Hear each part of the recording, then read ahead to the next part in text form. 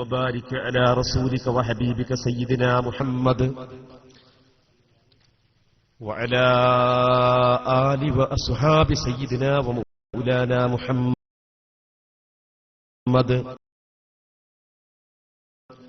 اشرح لي صدري ويسر لي أمري واحلل عقدة من لساني يفقهوا قولي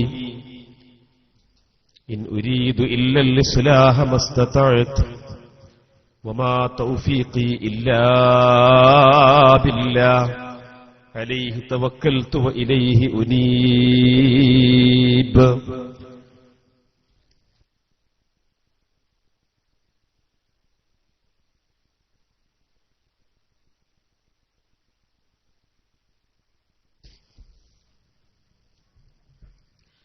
أعوذ بالله من الشيطان الرجيم. بسم الله الرحمن الرحيم.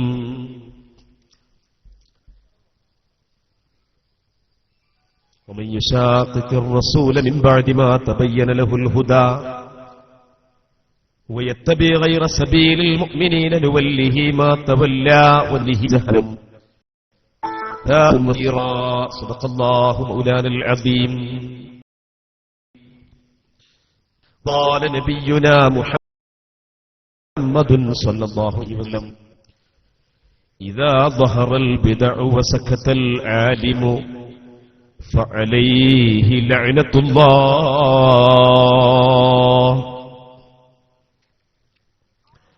وأجمل منك لم تر قط عيني وأفضل منك لم تلد النساء. خلقت مبرأ من كل عيب كأنك قد خلقت كما تشاء. വേദിയിലിരിക്കുന്ന യോഗത്തിന്റെ അധ്യക്ഷ പദവി നിർവഹിച്ചുകൊണ്ടിരിക്കുന്ന സമസ്ത കേരള ജംഇയ്യത്തുൽ ഉലമായുടെ കേന്ദ്ര മുശാവറ അംഗം ശൈഖുന ടി.പി. ഇപ്പ മുസ്ലിയാർ അവർകളെ, ഈ പരിപാടി ഉദ്ഘാടനം ചെയ്യാനിരിക്കുന്ന ഒന്നരായ പ്രിയങ്കരായ കാളാവ് സൈദലവി മുസ്ലിയാർ, അതുപോലെ നമ്മുടെ പരിപാടി സ്വാഗതം നിർവഹിച്ച ഈ മഹല്ലിന്റെ മുദരിസ് കൂടിയായ മുനവ്വർ ഫൈദി ഉസ്താദ്, അതുപോലെ ഒന്നരായ ഉസ്താദ് മുഹമ്മദ് മുസ്ലിയാർ, ഹസൻ മുസ്ലിയാർ, പിന്നെ പേരറിയാത്ത കുറെ ആളുകൾ വേദിയിലുണ്ട്. എല്ലാ ആളുകളും, സ്റ്റേജിലുള്ള വിശിഷ്ടരായ നേതാക്കളെ, ഉലമാക്കളെ, ഉമറാക്കളെ, ഈ നിറഞ്ഞ നിർഭരമായ ഈ സദസ്സിൽ സംഗമിച്ച അല്ലാഹുവിന്റെ മുഖറബുകളായ മലായികത്തിന്റെ സാന്നിധ്യം നാം പ്രതീക്ഷിക്കുന്ന ഈ മഹത്തായ മജ്ലിസിൽ സംഗമിച്ച പ്രിയപ്പെട്ട മുഅ്മിനീങ്ങളെ, മുഅ്മിനാത്തുകളെ, അല്ലാഹു സുബ്ഹാനഹു വ തആല നമ്മുടെ ഈ പരിപാടി അവന്റെ പൊരുത്തത്തിലും ഇഷ്ടത്തിലുമായി നാളെ ഹസനാത്തിന്റെ സഹീഫയിൽ ഏടിൽ ഒരു സൽക്കർമ്മമായി നമ്മിൽ നിന്ന് കബൂൽ ചെയ്യുമാറാവട്ടെ. ഇത് സംഘടിപ്പിക്കാനുള്ള പ്രവർത്തനങ്ങൾ നടത്തിയ മുഴുവൻ പ്രവർത്തകന്മാർക്കും നേതാക്കന്മാർക്കും ഇതിന് പിന്തുണയർപ്പിച്ച എല്ലാ ആളുകൾക്കും അല്ലാഹു തആല തക്കതായ വണ്ണമായ പുണ്യം രണ്ട് ലോകത്തും അല്ലാഹു തആല പ്രദാനം ചെയ്യുമാറാവട്ടെ.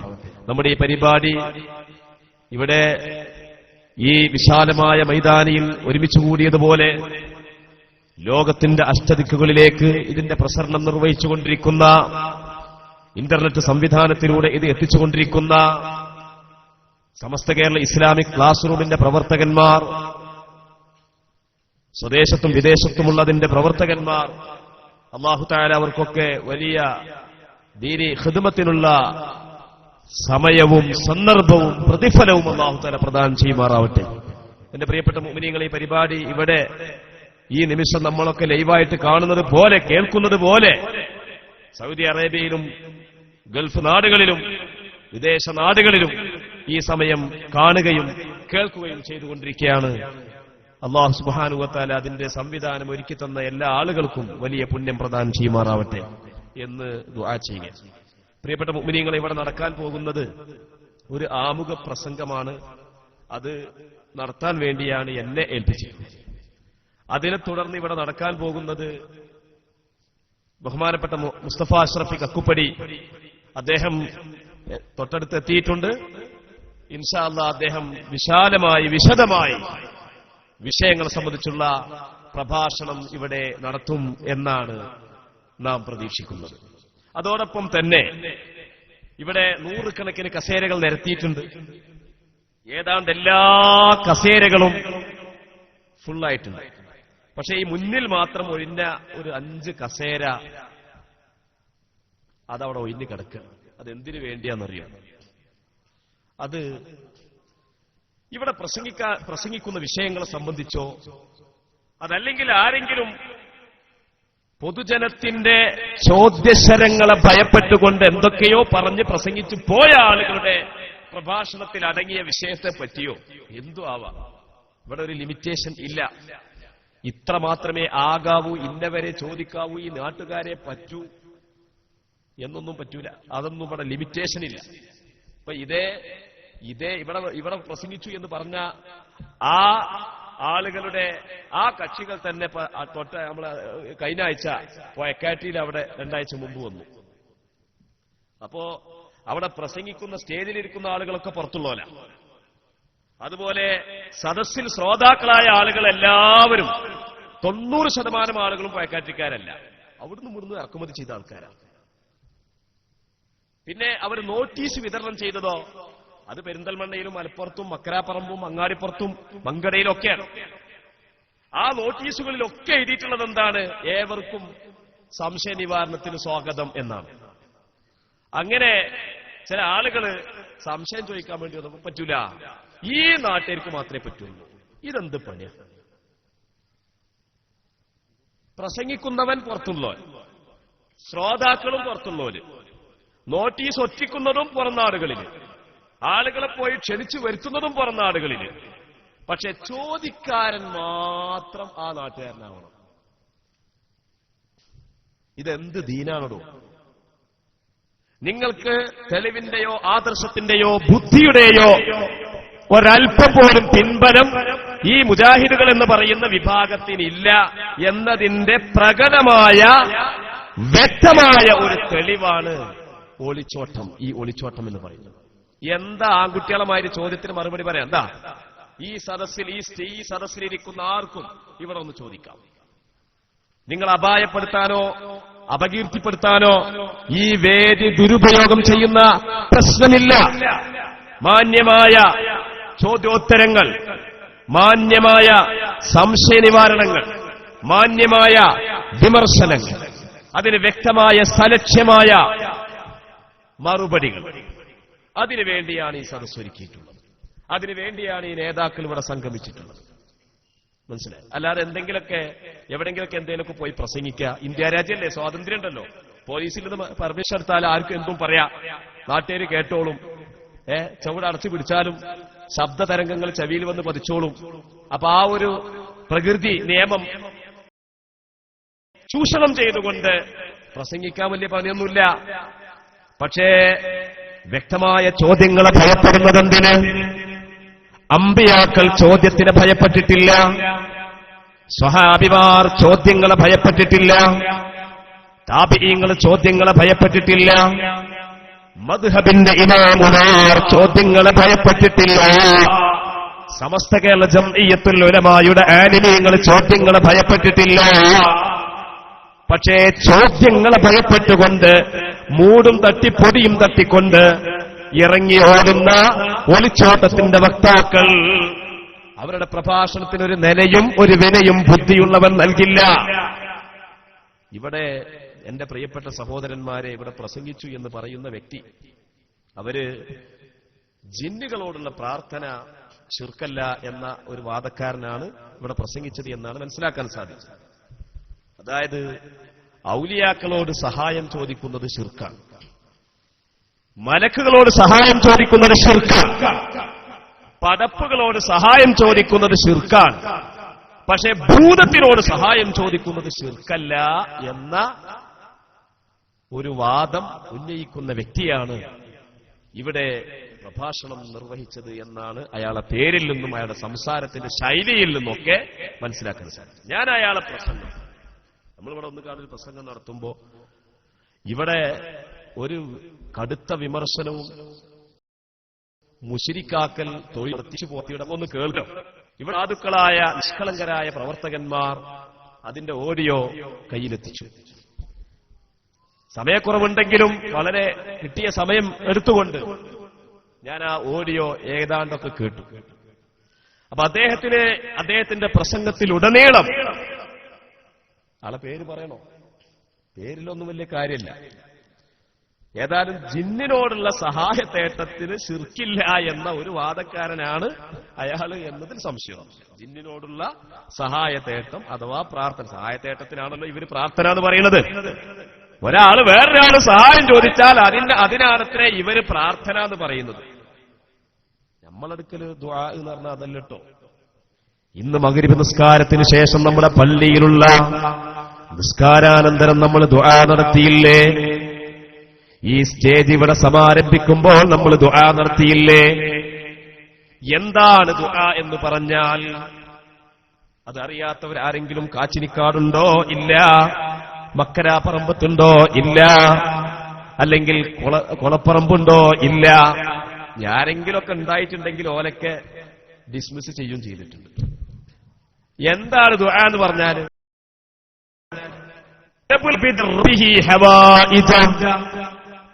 അടിമയായ വ്യക്തി ഉടമയായ റബ്ബിനോട് തന്റെ ആവശ്യങ്ങൾ അപേക്ഷിക്കുന്നതിനെ സംബന്ധിച്ചാണ് ദുആ എന്ന് പറയുക. അതല്ലാതെ ഒരാൾ വേറൊരാളോട് കൊടുക്കുന്നു.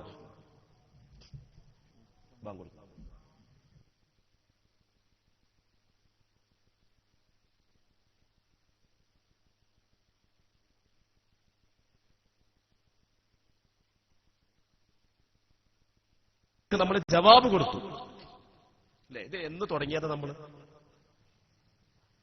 ഇതെന്ന് തുടങ്ങിയതാ? എന്നോ തുടങ്ങിയതല്ലേ? ഇത് അനുഷ്ഠിച്ചു പോരുന്ന ഈ ജനസഞ്ചയം, ഈ മുഅ്മിനീങ്ങളുടെ ആൾക്കൂട്ടം, ഈ മുഅ്മിനാത്തുകളുടെ ആൾക്കൂട്ടം, ഈ ആൾക്കൂട്ടത്തിന്റെ നേർക്ക് ചോദിക്കുകയാണ് ഇവിടെ പ്രസംഗിച്ചു പോയ വ്യക്തി. എന്താണെന്നറിയോ? ഞമ്മക്ക് കൊല്ലത്തിലൊരിക്കൽ റബീഉൽ അവ്വൽ 12-ന് 4 പായസം കുടിച്ചിട്ടുള്ള ചാടിക്കളി മാത്രമേ ഉള്ളൂ. നബിനെ പിൻപറ്റുന്ന പരിപാടിയൊന്നും ഞമ്മക്കറിയില്ല. അതുകൊണ്ട് നബിയെ പിൻപറ്റണേ നാട്ടുകാരെ, റബീഉൽ അവ്വൽ ചാടിക്കളിക്കേണ്ട നാട്ടുകാരെ, പായസം കുടിക്കേണ്ട നാട്ടുകാരെ എന്നതിലേക്ക് വരുന്നുണ്ട്. ഇതാരോടാണ് ഈ പറയുന്നത്? സാധാരണ നമ്മുടെ നാട്ടുമ്പുറത്തൊരു ചൊല്ലുണ്ട്, നീർക്കോലിക്കുട്ടിക്ക് നീന്തക്കം പഠിപ്പിക്കണ്ട. നമ്മളോട് എന്തിനാ അത് പറയേണ്ട ആവശ്യം? മഗ്രിബ് സുബ്ഹിക്ക് എഴുന്നേൽക്കുമ്പോൾ എന്ത് ചെയ്യണം, എന്ത് ചൊല്ലണം? ഈ ഇരിക്കുന്ന ആളുകൾക്കറിയാം അതവർ ചെയ്യുന്നുണ്ട്. ഔറത്ത് എങ്ങനെ മറക്കണം ഈ നാട്ടുകാർക്കറിയാം അതവർ ചെയ്യുന്നുണ്ട്. 5 നേരത്തെ നിസ്കാരം എങ്ങനെ ചെയ്യണം, ഖുർആൻ ഓതണം, സ്വലാത്ത് ചൊല്ലണം, ദാനധർമ്മം ചെയ്യണം, സുന്നത്ത് നിസ്കരിക്കണം, നോമ്പ് നോൽക്കണം, ഹജ്ജ് ചെയ്യണം. ധാരാളം പ്രവാചകന്റെ ചര്യകൾ ജീവിതത്തിൽ കൊണ്ടു നടക്കുന്ന സുന്നി സമൂഹത്തെ നോക്കിക്കൊണ്ട് ഇയാൾ ആക്രോശിച്ചു. ഇവിടെ വന്നിട്ട് ഈ സുന്നികൾ, പരമ്പരാഗത മുസ്ലിങ്ങൾ, പരമ്പരാഗതമായി ജീവിച്ചു പോരുന്ന മുസ്ലിം സമുദായം, അവർക്ക് സുന്നത്തില്ല, അവർക്ക് പ്രവാചക ചര്യയില്ല, അവർക്ക് പായസം കൂടി മാത്രമാണ്. ഇത് ദുരാരോപണമല്ലേ? ഇത് സത്യമാണോ? ഈ ഞാനിപ്പോ ബാങ്ക് കൊടുത്തപ്പോ ചിന്തിച്ചതാണ്. ഇവിടെ ബാങ്ക് കൊടുത്തപ്പോ നിങ്ങൾ എന്ത് ചെയ്തു? നിങ്ങളതിന് ജവാബ് ചെയ്തില്ലേ? ഇനി നിസ്കരിക്കൂലേ? ഇത് മുജാഹിദാണോ പഠിപ്പിച്ചെന്നത്? ഇത് ജിന്ന് വിഭാഗം മുജാഹിദാണോ ജിന്നിനോട് പ്രാർത്ഥിക്കുന്നത് ശിർക്കല്ല എന്നാണോ ഇത് പഠിപ്പിച്ചത്? എന്നിട്ട് അള്ളാഹുവിന്റെ ചര്യയെ, അള്ളാഹുവിന്റെ ദീനിനെ, പ്രവാചകന്റെ ചര്യയെ നാക്കിലും വാക്കിലും പ്രവർത്തനത്തിലും കർമ്മത്തിലും ചിന്തയിലും കൊണ്ടു നടക്കുന്ന ഒരു ജനസഞ്ചയത്തിന്റെ മുഖത്ത് നോക്കിക്കൊണ്ട് കാർക്കിച്ച് തുപ്പുന്ന ഈ ഏർപ്പാടുകാരൻ,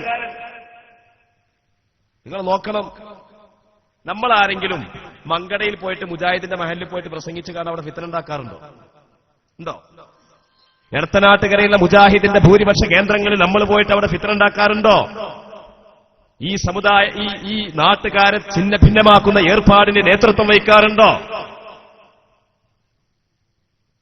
ഇതിന് കാച്ചിൻകാട്ടിൽ പരിപാടി വെച്ചാൽ മങ്കടയിലാണ് മറുപടിയെ കണ്ടത്.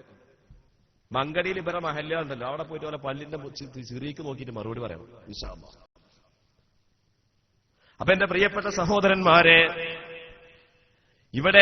ഇദ്ദേഹം ഇവിടെ പ്രസംഗിച്ചു പോയ ആ വ്യക്തി, അദ്ദേഹത്തിന്റെ പ്രധാനപ്പെട്ട പരാതി എന്താന്ന് വെച്ചു കഴിഞ്ഞാൽ, ഞങ്ങൾ വഹാബിയാളെ പുത്തംവാദികളായിട്ടാണ് സമൂഹം നിരീക്ഷിക്കുന്നത്.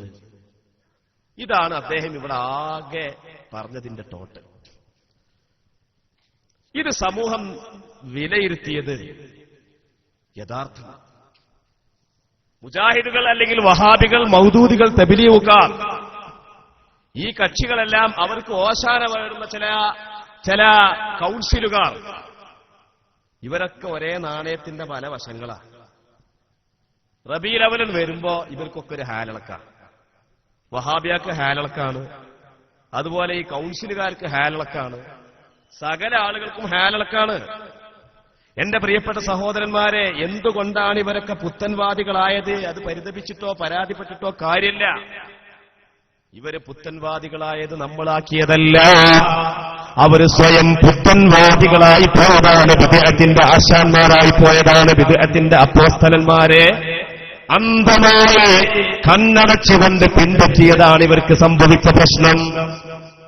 എവിടെയൊക്കെയാണ് ഇവർക്ക് തകരാറ് സംഭവിച്ചത് എന്നുള്ളതിന് തെളിവ് ഇവിടെ പ്രസംഗിച്ചു പോയ ആ വ്യക്തിയുടെ ആ ഒരൊറ്റ പ്രസംഗം എടുത്താൽ മതി. ആ പ്രസംഗത്തിൽ അദ്ദേഹം പറയുന്നു, ലാ ഇലാഹ ഇല്ലല്ലാഹ്. ആദ്യം ഇങ്ങനെ തുടങ്ങിയിട്ട് കലിമത്തു ഹഖ്ഖിൻ ഉരീദ ബിഹാ ബാത്തിലു എന്ന് പറഞ്ഞ മാതിരി നല്ല വർത്താനങ്ങൾ പറഞ്ഞിട്ട് തോന്യാസം പിന്നീട് ചേർക്കുന്ന ഏർപ്പാട് എന്ന് പറയുമല്ലോ, ആ പണി അദ്ദേഹം ഇവിടെ നടത്തുകയുണ്ടായി. ലാ ഇലാഹ ഇല്ലല്ലാഹയാണല്ലോ ഇസ്ലാമിന്റെ ഒന്നാമത്തെ വാചകം. രണ്ടാമത്തെ വാചകം മുഹമ്മദുർ റസൂലുള്ളയാണല്ലോ. ഈ രണ്ട് വാചകത്തെയും അദ്ദേഹം മുസ്ലിമീങ്ങൾ മനസ്സിലാക്കിയതിനെതിരായി, നബിമാർ മനസ്സിലാക്കിയതിനെതിരായി, അല്ലാഹു പഠിപ്പിച്ചതിനെതിരായി, അവന്റെ റസൂൽ ഉത്ബോധിപ്പിച്ചതിനെതിരായി, സ്വഹാബത്ത് എത്തിച്ചു തന്നതിനെതിരായി ഈ നാട്ടിന്റെ പാവപ്പെട്ട ജനങ്ങളോട് സംസാരിച്ചു. ഒരുപക്ഷെ ഇറക്കുമതി ചെയ്ത എന്ത് കേട്ടാലും ചിരിച്ചു കൊടുക്കുന്ന, ബുദ്ധി തീരെ ഉപയോഗിക്കാത്ത ഏതാനും സദസ്യന് മുമ്പാകെ അയാൾ പ്രസംഗിക്കുകയുണ്ടായി. ലാ ഇലാഹ ഇല്ലല്ലാഹ്. ഏതാണ് ലാ ഇലാഹ ഇല്ലല്ലാഹ്? ഇന്നത്തെ ബാങ്കലിയുടെ സമാപനം കുറിച്ച ലാ ഇലാഹ ഇല്ലല്ലാഹ് നിസ്കാരശേഷം 10 തവണ നമ്മൾ ആവേശത്തോടുകൂടി നിർവഹിക്കുന്ന ലാ ഇലാഹ ഇല്ലല്ലാഹ്, മയ്യത്തിന് പിറകിൽ ചൊല്ലുന്ന ലാ ഇലാഹ ഇല്ലല്ലാഹ്, ബദറിലും ഉഹദിലും ഹുനൈനിലും ഖന്തക്കിലും സകല രണാകളങ്ങളിലും ഉയർത്തിക്കാണിക്കപ്പെട്ട ലാ ഇലാഹ ഇല്ലല്ലാഹ്. എന്താണ് ലാ ഇലാഹ ഇല്ലല്ലാഹ്? അല്ലാഹു മാത്രമേ ഇലാഹുള്ളൂ, അല്ലാഹു മാത്രമേ ദൈവമുള്ളൂ, അല്ലാഹു മാത്രമേ ഇലാഹുള്ളൂ, അല്ലാഹു മാത്രമേ റബ്ബുള്ളൂ, അല്ലാഹു മാത്രമേ ദൈവമുള്ളൂ. ഈ ആശയത്തെ നാവുകൊണ്ട് ചൊല്ലിപ്പറയുന്നുവെന്ന് മാത്രമല്ല, അത് മനസ്സിന്റെ ഉള്ളിൽ ഉറക്കത്തിലും ഉണർവിലും സഞ്ചാരത്തിലും അടക്കത്തിലും യാത്രയിലും നാട്ടിലും മരണത്തിലും ഇഹലോകത്തും പരലോകത്തും മനസ്സിന്റെ ഉള്ളിൽ കെടാത്ത വിളക്കായി സൂക്ഷിച്ചു കൊണ്ടു നടക്കുകയും അടുത്ത തലമുറക്ക് കൈമാറിക്കൊണ്ടിരിക്കുകയും ചെയ്യുന്ന നമ്മുടെ മനസ്സിന്റെ ഉള്ളിലുള്ള ഉറച്ച വിശ്വാസമായ ലാ ഇലാഹ ഇല്ലല്ലാഹ്. എന്നാ ഇയാളെന്താ അതിനെപ്പറ്റി അർത്ഥം വെച്ചതെന്നറിയോ? ലാ ഇലാഹ ഇല്ലല്ലാഹ് എന്ന് പറഞ്ഞാൽ മറഞ്ഞ മാർഗത്തിലൂടെ, അല്ലെങ്കിൽ അഭൗതിക രീതിയിലൂടെ, അതല്ലെങ്കിൽ അദൃശ്യമായ മാർഗത്തിലൂടെ, അതല്ലെങ്കിൽ കാര്യങ്ങളുടെ ബന്ധങ്ങൾക്കപ്പുറത്തിലൂടെ, ഇങ്ങനെ കുറെ മലയാള വാക്കുകൾ ഇങ്ങനെ ഉണ്ടാക്കുകയാണ്. ആ വാക്കുകൾ ഉണ്ടാക്കിയിട്ട് ഇയാൾ പറയാണ്, അങ്ങനെ സഹായം ചോദിക്കാൻ പാടില്ല എന്നാണ്, അല്ലാഹുവോടല്ലാതെ സഹായം ചോദിക്കാൻ പാടില്ല എന്നാണ് അതിന്റെ അർത്ഥം എന്ന് ഈ മനുഷ്യൻ ഇവിടെ വിളിച്ചു പറയുകയാണ്. ഇത് കള്ള അർത്ഥമാണ്. ഇങ്ങനെ ഒരു അർത്ഥം ഒരൊറ്റ പ്രവാചകനും പഠിപ്പിച്ചിട്ടില്ല. ഇങ്ങനെ ഒരൊറ്റ അർത്ഥം ഒരൊറ്റ ഖുർആനിന്റെ ആയത്തിലും ഒരു പദത്തിൽ പോലും ഇല്ല. ഇങ്ങനെ ഒരർത്ഥം ഏതെങ്കിലും ഒരു ഹദീസിൽ, അല്ലാഹുവിന്റെ റസൂലിന്റെ ജീവിതചര്യയുടെ സമാഹാരമാകുന്ന ഹദീസിന്റെ ഒരൊറ്റ ഗ്രന്ഥത്തിലും പറഞ്ഞിട്ടില്ല. എന്നാൽ ഏതെങ്കിലും ഒരു ഇമാമിന്റെ കിതാബിന്റെ ഏതെങ്കിലും ഒരു പേജിന്റെ ഏതെങ്കിലും ഒരു വരിയിൽ ആ ആശയം പറഞ്ഞിട്ടില്ല. പിന്നെ ഈ ആശയം ആര് കൊണ്ടുവന്നതാണ്? ഇത് ഇവിടുത്തെ വഹാബികളും മൗദൂദികളും മുജാഹിദീങ്ങളും കൊണ്ടുവന്നതാണ്. ഞാൻ വെറുതെ പറയില്ല, നോണ പറയാണെന്ന് വിചാരിച്ചെങ്കിൽ ദയവായി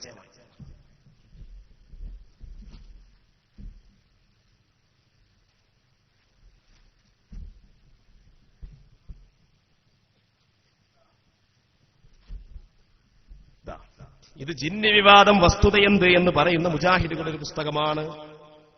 ഈ പുസ്തകത്തിന്റെ 32-ാമത്തെ പേജിൽ ഞാൻ ഈ പറഞ്ഞ കാര്യം വ്യക്തമായി പറയുകയാണ്. യുവാക്കളെ നിങ്ങൾ ശ്രദ്ധിക്കണം.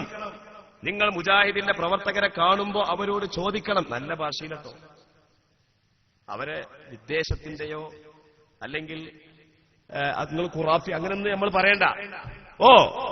ഒരു മുജാഹിദുകാരന്റെ പേര് ഷഫീഖ് എന്നാണ് വിചാരിക്കുക. ഷഫീഖെ, നിങ്ങൾ ഈ പറയുന്ന ഈ കാര്യം ഉണ്ടല്ലോ, ഇത് എവിടെയെങ്കിലും എഴുതി വെച്ചതായിട്ട് ഖുർആനിലോ ഹദീസിലോ ഏതെങ്കിലും കിതാബിലും ഉണ്ടോ? ഇല്ല എന്ന് ഇതിൽ നിങ്ങൾ തന്നെ എഴുതിയിട്ടുണ്ടല്ലോ. കണ്ടോ?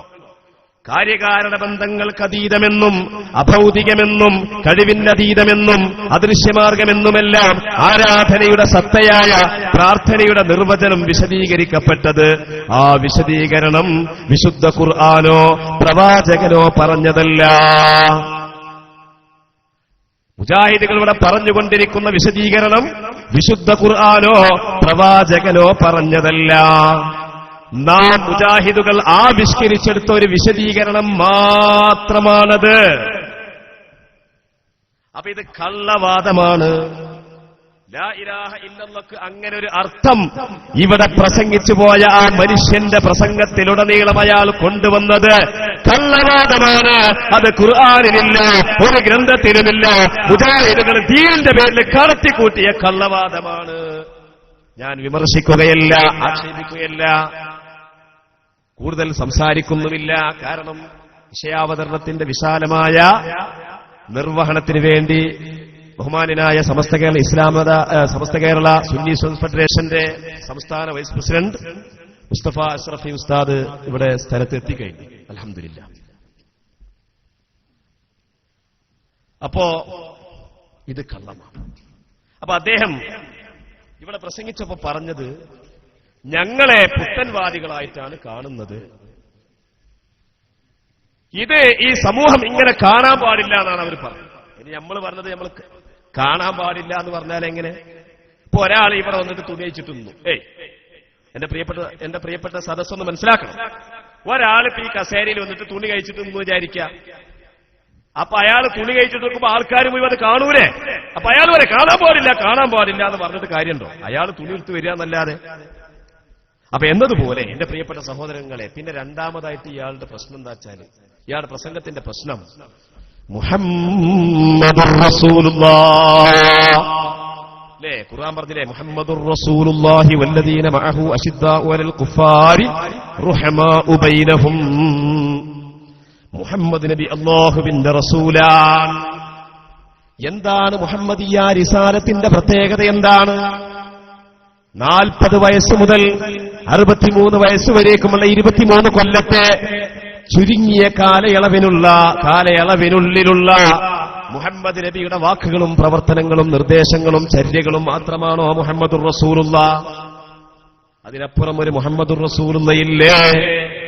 മുഹമ്മദ് റസൂലുള്ളാഹിന്റെ ജന്മത്തിന് പ്രത്യേകതയില്ലേ? മുഹമ്മദ് റസൂലുള്ളാഹിന്റെ സൃഷ്ടിപ്പിന് പ്രത്യേകതയില്ലേ? മുഹമ്മദ് റസൂലുള്ളാഹിന്റെ വ്യക്തിത്വത്തിന് പ്രത്യേകതയില്ലേ? മുഹമ്മദ് റസൂലുള്ളാഹിന്റെ ശരീരത്തിന് പ്രത്യേകതയില്ലേ? മുഹമ്മദ് റസൂലുള്ളാഹിന്റെ റൂഹിന് പ്രത്യേകതയില്ലേ? അല്ലേ? ഞാൻ ദീർഘിച്ചു പറയുന്നില്ല. ഇനി മുഹമ്മദ് റസൂലുള്ളാഹി 63 വയസ്സ് കഴിഞ്ഞതിന് ശേഷം വഫാത്തായതിനു ശേഷം മുഹമ്മദ് റസൂലുള്ളാഹിയും നമ്മളും തമ്മിൽ ഇനി ഒരു കണക്ടിവിറ്റിയും ഇല്ല എന്നാണോ? ആണോ? ഇവിടെ പ്രസംഗിച്ചു പോയവന്റെ കാഴ്ചപ്പാടെന്താണ്? 40 വയസ്സുവരേക്കുമുള്ള മുഹമ്മദ് നബി എന്ന് പറയുന്നത് നമ്മളെപ്പോലത്തെ ഒരാള്. 63 വയസ്സിന് ശേഷം മരിച്ചുപോയ മുഹമ്മദ് നബി എന്ന് പറഞ്ഞാൽ അത് നമ്മളെപ്പോലത്തെ ഒരാള്. പിന്നെ അതിനിടയിലുള്ള 40 മുതൽ 63 വയസ്സ് വരേക്കുമുള്ള 23 കൊല്ലത്തെ നബുവത്ത് റിസാലത്തിന്റെ ഔദ്യോഗിക ദൗത്യം എന്നതിൽ കവിഞ്ഞ ഒരു സവിശേഷതയും ഒരു പ്രത്യേകതയും മുഹമ്മദ് നബിക്കില്ല. അതുകൊണ്ടാണ് മരിച്ചുപോയ മുഹമ്മദ് നബിയുമായുള്ള നമ്മുടെ ആത്മീയമായ മാനസികമായ ആ കണക്ഷനെ തച്ചടക്കാൻ വേണ്ടി അദ്ദേഹം 1-2 മണിക്കൂർ അദ്ദേഹത്തിന്റെ ഊർജ്ജം ചെലവഴിച്ചത്. നിങ്ങൾ നോക്കൂ സഹോദരങ്ങളെ, ഞാനൊരു ഒറ്റ ഹദീസ് നിങ്ങളുടെ മുമ്പിൽ വെക്കുകയാണ്. ആ ഹദീസിനെ സംബന്ധിച്ച് ആർക്കെങ്കിലും ഒരു സംശയമുണ്ടെങ്കിൽ ഇവിടെ ഇരിക്കുന്ന ഉസ്താദുമാരോട് ചോദിക്കാം, എന്നോട് ചോദിക്കാം, അഷ്റഫിയോട് ചോദിക്കാം, അതുപോലെ മുദരിസിനോട് ചോദിക്കാം, സമസ്തയുടെ ആലിമീങ്ങളോട് ചോദിക്കാം, നിങ്ങൾക്ക് ആരോടും ചോദിക്കാം. കസേരയതാ വെറുതെ ഇരിക്കുന്നു. എന്റെ പ്രിയപ്പെട്ട സഹോദരങ്ങളെ, അല്ലാഹുവിന്റെ റസൂൽ സ്വഹാബത്തിനെ വിളിച്ചുകൊണ്ട് പറയുകയാണ്, ഇതെന്റെ മുഅ്മിനീങ്ങൾ മനസ്സിലാക്കണം. അല്ലാഹുവിന്റെ റസൂൽ സ്വഹാബത്തിനെ വിളിച്ചുകൊണ്ട് പറയുകയാണ്, ഹയാത്തി ഖൈറുൽ ലക്കും, എന്റെ ജീവിതം നിങ്ങൾക്ക് ഉപകാരപ്രദമാണ്. അത് ശരി തന്നെയാണ്, ഇത് സംശയമില്ലല്ലോ. പിന്നെ പറയുകയാണ്, വഫാത്തി ഖൈറുൽ ലക്കും, ഞാൻ മരിച്ചാലും എന്നെ കൊണ്ട് നിങ്ങൾക്ക് ഉപകാരമുണ്ട് സഹാബിമാരെ. അപ്പൊ അതെങ്ങനെയെന്നൊരു സംശയമുണ്ട്. അപ്പൊ അതിന് മറുപടിയായിട്ട് ആ ഹദീസിന്റെ തൊട്ട് ഉടനെ തന്നെ അല്ലാഹുവിന്റെ റസൂൽ നിർത്താതെ പറയുകയാണ്, തുഅറദു അലയ്യ അഅമാലുക്കും, നിങ്ങളുടെ കർമ്മങ്ങളെല്ലാം ഞാൻ മരിച്ചാലും എനിക്ക് വെളിവാക്കപ്പെടും. കാച്ചിനിക്കാട്ടുകാർ ഇവിടെ ഒരുമിച്ച് കൂടിക്കൊണ്ട് മുഅ്മിനീങ്ങളുടെ ഈ സംഗമം, ഈ സമ്മേളനം, ഇത് അല്ലാഹുവിന്റെ റസൂലിന് വെളിവാക്കപ്പെടും. തുഅറദു അലയ്യ അഅമാലുക്കും, നിങ്ങളുടെ അമലുകളെല്ലാം എനിക്ക് വെളിവാക്കപ്പെടും. എന്തിന് വെളിവാക്കപ്പെടും? ഫൈൻ കാന ഖൈറ, ആ അമലുകൾ നല്ല പ്രവർത്തനങ്ങളാണെങ്കിൽ ഹമിദുല്ലാഹ്, ഞാൻ സന്തോഷം കൊണ്ട് അല്ലാഹുവിലേക്ക് സ്തുതി കീർത്തനം ചെയ്യും. ഫൈൻ കാന ഖൈറ ദാലിക, അല്ല അത് തിന്മയുടെ പ്രവർത്തനങ്ങളാണ് നിങ്ങൾ ചെയ്യുന്നതെങ്കിലോ ഇസ്തഗ്ഫറുല്ലാഹ ലക്കും, ഞാൻ അല്ലാഹുവിനോട് നിങ്ങൾക്ക് വേണ്ടി മാപ്പ് ചോദിക്കുമെന്ന് മുഹമ്മദ് മുസ്തഫ. അപ്പോഴാണ് മൗലവിക്കൊരു സംശയം. ഇവിടെ പ്രസംഗിച്ച സംശയം ഞാൻ പറയാൻ പോവുകയാണ്. എന്താണെന്നറിയോ? അബൂ ത്വാലിബ് റസൂലുള്ളാഹിന്റെ എളാപ്പല്ലേ, പിതൃവ്യനല്ലേ? ആ അബൂ ത്വാലിബ് മരിക്കാൻ പോവുകയാണ്. നബിയെ കൊണ്ട് വിശ്വസിച്ചിട്ടില്ല, അല്ലേ? നബിയെ കൊണ്ട് വിശ്വസിച്ചിരുന്നില്ല. അപ്പൊ അബൂ ത്വാലിബ് ലാ ഇലാഹ ഇല്ലല്ലാഹ് മുഹമ്മദ് റസൂലുള്ളാഹിൽ വിശ്വസിക്കാതെ മരിച്ചു പോകുന്നൊരു ഘട്ടം. അപ്പൊ ലാ ഇലാഹ ഇല്ലല്ലാഹ് ചൊല്ലാൻ വേണ്ടി റസൂലുള്ള ചൊല്ലിക്കൊടുക്കുകയാണ്. പക്ഷെ അബൂ ത്വാലിബ് അത് തിരസ്കരിച്ചു. അങ്ങനെ തിരസ്കരിച്ചു അബൂ ത്വാലിബിന് രക്ഷയില്ല. ഹദീസിൽ പറയുകയാണ് അബൂ ത്വാലിബ് നരകത്തിലാണ്. പക്ഷേ സാധാരണ കാഫിരീങ്ങളെ പോലെയല്ല, നരകത്തിന്റെ അടിത്തട്ടിലല്ല, നരകത്തിന്റെ ഒരു ചെരുവിലായിട്ടാണ് അബൂ ത്വാലിബ് ഉള്ളത് എന്ന് മുഹമ്മദ് മുസ്തഫ. എന്താ സലാത്തല്ലാത്തത്? മുഹമ്മദുർ റസൂലുള്ളാഹി. മുജാഹിദിന്റെ പ്രസംഗം കേട്ടെങ്കിലും സലാത്തൊക്കെ മറന്നോ? അങ്ങനെ മറക്കുന്ന ആൾക്കാരല്ല നമ്മള്. സലാത്ത് നമുക്ക് ഇൻഷാ അല്ലാഹ് പറയാം. അപ്പോ എന്താണ് ഇവിടെ അബൂ ത്വാലിബിന് റസൂലുള്ളാഹ് ശഫാഅത്ത് ചെയ്തിട്ട് വല്ലതും കിട്ടിയോന്ന് അയാളെ ചോദ്യം. എന്നാ അയാൾക്ക് കേട്ട മറുപടി കാഫിരീങ്ങളെ പറ്റി എന്താ ഖുർആൻ പറഞ്ഞത്? ലാ യുഖഫഫു അൻഹുമുൽ അദാബ്, കാഫിരീങ്ങൾക്ക് ശിക്ഷയിൽ ലഘൂകരണമില്ല, കാഫിരീങ്ങൾക്ക് ശഫാഅത്ത് ചെയ്യലില്ല. മുശ്രിക്കീങ്ങൾക്കും കാഫിരീങ്ങൾക്കും ശഫാഅത്ത് ചെയ്തുകൊണ്ട് അവരെ നരകത്തിൽ നിന്ന് രക്ഷപ്പെടുത്താൻ അമ്പിയാക്കൾക്ക് അനുവാദം ഇല്ല, ഔലിയാക്കൾക്ക് അനുമതിയില്ല, സാലിഹീങ്ങൾക്ക് അനുവാദമില്ല, മുസ്ലിമീങ്ങൾക്ക് അനുവാദമില്ല. അതേസമയത്ത് ഒരാൾ മുസ്ലിമായിട്ടാണ് മരിച്ചുപോയതെങ്കിലോ അയാൾ എത്ര കള്ളുകുടിയനാണെങ്കിലും പെണ്ണുപിടിയനാണെങ്കിലും വ്യഭിചാരിയാണെങ്കിലും തോന്നിവാസക്കാരനാണെങ്കിലും, പക്ഷേ അല്ലാഹുവിനെ ഭയപ്പെട്ടു, അവന്റെ റസൂലിനെ വിശ്വസിച്ചു, മലക്കുകളിലുള്ള വിശ്വാസം കൃത്യമാക്കി, പരലോക വിശ്വാസം കൃത്യമാക്കി, മരണാനന്തര വിശ്വാസം കൃത്യമാക്കി, എന്നാൽ ശഫാഅത്തി ലിഅഹ്ലിൽ കബാഇരി മിൻ ഉമ്മത്തി, എന്റെ ശഫാഅത്ത് എത്ര വൻദോഷികളായാലും ഈ മുസ്ലിമാണെങ്കിൽ അവർക്കെല്ലാവർക്കും എന്റെ ശഫാഅത്ത് ഉണ്ടാകുമെന്ന് മുഹമ്മദുർ റസൂലുള്ളാഹി.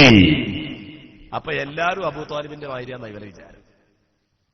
അപ്പൊ ഇയാൾക്ക് റസൂലുള്ളാഹി ആരാന്ന് മനസ്സിലായിട്ടില്ല.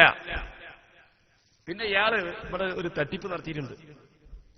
എല്ലാ പ്രവാചകന്മാർക്കും ശഫാഅത്തിന്റെ അവകാശമുണ്ട്.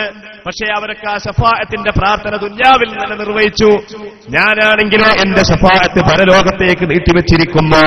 അതുകൊണ്ട് ശഫാഅത്ത് പരലോകത്ത് മാത്രമേ ഉണ്ടാകൂ. എന്ത് പോയത്താണ് ഈ പറയുന്നത്? വിവരം, ഒരു മനുഷ്യന്റെ വിവരം അളക്കപ്പെടൂല എങ്ങനെയൊക്കെ പരസ്യമായിട്ട് പ്രസംഗിച്ചാൽ അല്ലേ? ഒരു എഞ്ചിനീയറിംഗ് അറിയാത്തൊരു മനുഷ്യൻ വീടിന് പ്ലാൻ വരക്കാൻ പറ്റുമോ? രോഗചികിത്സ അറിയാത്ത ഒരാൾ ഡോക്ടറാവാൻ പറ്റുമോ? ദീനറിയാത്ത ഒരാൾ ദീൻ വഴന്നു പറയാൻ പറ്റുമോ? ഏറ്റവും ചുരുങ്ങി ഞാനൊരു സിമ്പിൾ ഹദീസ് പറയാം. അല്ലാഹുവിന്റെ റസൂൽ റിയാദുസ് സ്വാലിഹിലൊക്കെ ഉള്ള ഹദീസാണ്, ചെറിയ കുട്ടികൾ ഓതുന്ന ഹദീസാണ്. എന്താ? ഒരാൾ മരിച്ചാൽ ആ മയ്യത്തിന്റെ മേൽ 40 ആളുകൾ മയ്യത്ത് നിസ്കരിച്ചാൽ, മറ്റൊരു റിപ്പോർട്ട് പ്രകാരം 100 ആളുകൾ മയ്യത്ത് നിസ്കരിച്ചാൽ അല്ലാഹു അവരുടെ ശഫാഅത്ത് സ്വീകരിക്കുന്നതാണ്. മുഹമ്മദ് മുസ്തഫ. അപ്പോ നമ്മക്കും അങ്ങോട്ടും ഞാൻ നിങ്ങൾക്ക് ശഫാഅത്ത് ചെയ്യും, നിങ്ങൾ എനിക്ക് ശഫാഅത്ത് ചെയ്യും. മുസ്ലിമീങ്ങൾ തമ്മിൽ ദുനിയാവിൽ ശഫാഅത്ത് ഉണ്ട്, ദുനിയാവിന് ശഫാഅത്തില്ല എന്ന ഈ വഹാബിയുടെ വിശ്വാസം പച്ച പൊള്ള തെറ്റാണ്. ഖുർആനിന് വിരുദ്ധമാണ്, ഹദീസിനെതിരാണത്, മുസ്ലിമീങ്ങളുടെ ഇജ്മാഇനെതിരാണത്, സാധാരണക്കാർക്ക് പോലും അറിയുന്ന മസ്അലക്ക് വിരുദ്ധമാണത്, ഔപചാരികമായ വിദ്യാഭ്യാസമില്ലാത്തവർക്ക് പോലും അറിയപ്പെട്ട കാര്യത്തിന് വിരുദ്ധമാണത്. മനസ്സിലായി? അപ്പൊ എന്റെ പ്രിയപ്പെട്ട സഹോദരന്മാരെ, ലാ ഇലാഹ ഇല്ലല്ലാഹ് അട്ടിമറിച്ചു, മുഹമ്മദുർ റസൂലുള്ളാഹി അട്ടിമറിച്ചു. 63 വയസ്സിന് ശേഷം മരിച്ചു കിടക്കുന്ന റസൂലുള്ളാഹി പറയുകയാണ്, ഞാൻ ജീവിച്ചിരിപ്പുള്ളപ്പോ മാത്രമല്ല എന്നെ കൊണ്ട് നിങ്ങൾക്ക് ഉപകാരമുള്ളത്, എന്റെ മരണശേഷവും എന്നെ കൊണ്ട് നിങ്ങൾക്ക് നേട്ടമുണ്ട്. ജീവിച്ചിരിപ്പുള്ള നമുക്ക് നേട്ടമുണ്ട്, മരിച്ചാൽ ജീർണിച്ചുപോയി. അല്ലാഹുവിന്റെ റസൂല് മരിച്ചുപോയി, അവിടെ മരിച്ചു ജീർണിച്ച അവസ്ഥയിൽ കിടക്കുകയാണ്. ഇനി പരലോകത്തേക്കുള്ള ഖിയാമത്ത് നാളിന്റെ ശബ്ദം, ആ വിളിക്കുത്തരം ചെയ്തുകൊണ്ടുള്ള പുനർജന്മം മാത്രമേ റസൂലിനുള്ളൂ എന്നുള്ള ഇസ്ലാമിക വിരുദ്ധ വിശ്വാസം. ഞാൻ ഒരൊറ്റ ഹദീസ് നിങ്ങളുടെ ശ്രദ്ധയിൽപ്പെടുത്തട്ടെ. ഇമാം ബൈഹഖി റളിയല്ലാഹു അൻഹു അവിടുത്തെ ഹയാത്തുൽ അംബിയ എന്ന ഗ്രന്ഥത്തിൽ 1-ാമത്തെ ഹദീസായി അനസ് ബിൻ മാലിക് റളിയല്ലാഹു അൻഹുവിൽ നിന്ന് ഉദ്ധരിക്കുന്ന ഹദീസിൽ പറയുകയാണ്, എന്താ പറയുന്നത്? അൽ അംബിയാഉ അഹിയാഉ ഫീ ഖുബൂരിഹിം യുസല്ലൂൻ. അംബിയാക്കൾ അവരുടെ ഖബറുകളിൽ ജീവനുള്ളവരാണ്. അവർ പിന്നെന്താ? ജീവിച്ചിട്ട് ജീവനുള്ളവരാണ്. അവരെ ജീവനോടുകൂടി ഇങ്ങനെ വെറുതെ ഇരിക്കേണ്ട വിചാരം അല്ല. ചിന്തിച്ചോ, ആലോചിച്ചോ, ജിന്നുകളോട് പ്രവർത്തിക്കുന്നത് ശിർക്കല്ലെന്ന് പറയുന്ന മൗലവി ആലോചിച്ചോ, അവർക്ക് ഏർപ്പാടുണ്ട്. മുസല്ലൂന, അവരെ ഖബറിൽ നിസ്കരിച്ചു കൊണ്ടിരിക്കുകയാണെന്ന് മുഹമ്മദ് മുസ്തഫ. ഹദീസിന് തകരാറുണ്ടെങ്കിൽ ചോദിച്ചോട്ടെ. മൂല്യര് ആ പറഞ്ഞത് ശരിയല്ല, അത് ശരിയല്ല, അത് ഞങ്ങളെ കബളിപ്പിച്ചതാണെന്ന് ആർക്കും അഭിപ്രായം നിങ്ങൾ ചോദിച്ചോളൂ. ഇതാ പണ്ഡിതന്മാരോടെ ഇരിക്കുന്നു, ചോദിച്ചോളൂ എന്ന് പറയുമ്പോൾ ഞാൻ എല്ലാത്തിനും തേന്നോണാണെന്നല്ല ഈ പറയുന്നത്, എല്ലാ വിഷയം അറിവുള്ളവനാണെന്ന് പറയുന്നില്ല. പക്ഷെ എനിക്കൊരു ധൈര്യമുണ്ട്, അറിയാത്ത കാര്യങ്ങൾ പറഞ്ഞു തരാൻ കെൽപ്പുള്ള ജനങ്ങൾ അംഗീകരിക്കുന്ന ആലിമീങ്ങൾ നമ്മുടെ മുമ്പിലുണ്ട്, നമ്മുടെ മുമ്പിലുണ്ട്. ആ ഒരു ധൈര്യത്തിലായി പറയും. എന്റെ പ്രിയപ്പെട്ട സഹോദരങ്ങൾ, അതുകൊണ്ട് തെറ്റായ ഈ അർത്ഥത്തിന്റെ അടിസ്ഥാനത്തിൽ ഇദ്ദേഹം പറയുകയാണ്. എന്താ പറയണത് എന്നറിയോ? മക്കത്തെ മുശ്രിക്കീങ്ങളെ മാതിരിയാണത്രേ കേരളത്തിലെ മുസ്ലിമീങ്ങൾ. മക്കത്തെ മുശ്രിക്കീങ്ങൾ ആരാ? 1-ാമത്തെ മുശ്രിക്കിന്റെ പേര് നിങ്ങൾ ചിന്തിക്കൂ. ബദർ യുദ്ധത്തിന്റെ കാരണക്കാരനായി നബിക്കു നേരെ കൊലവിളി നടത്തിയ അബൂജഹൽ ലഅനത്തുല്ലാഹി അലൈഹി അല്ലേ 1-ാം മുശ്രിക്. എന്താ അവന്റെ കാഴ്ചപ്പാട്?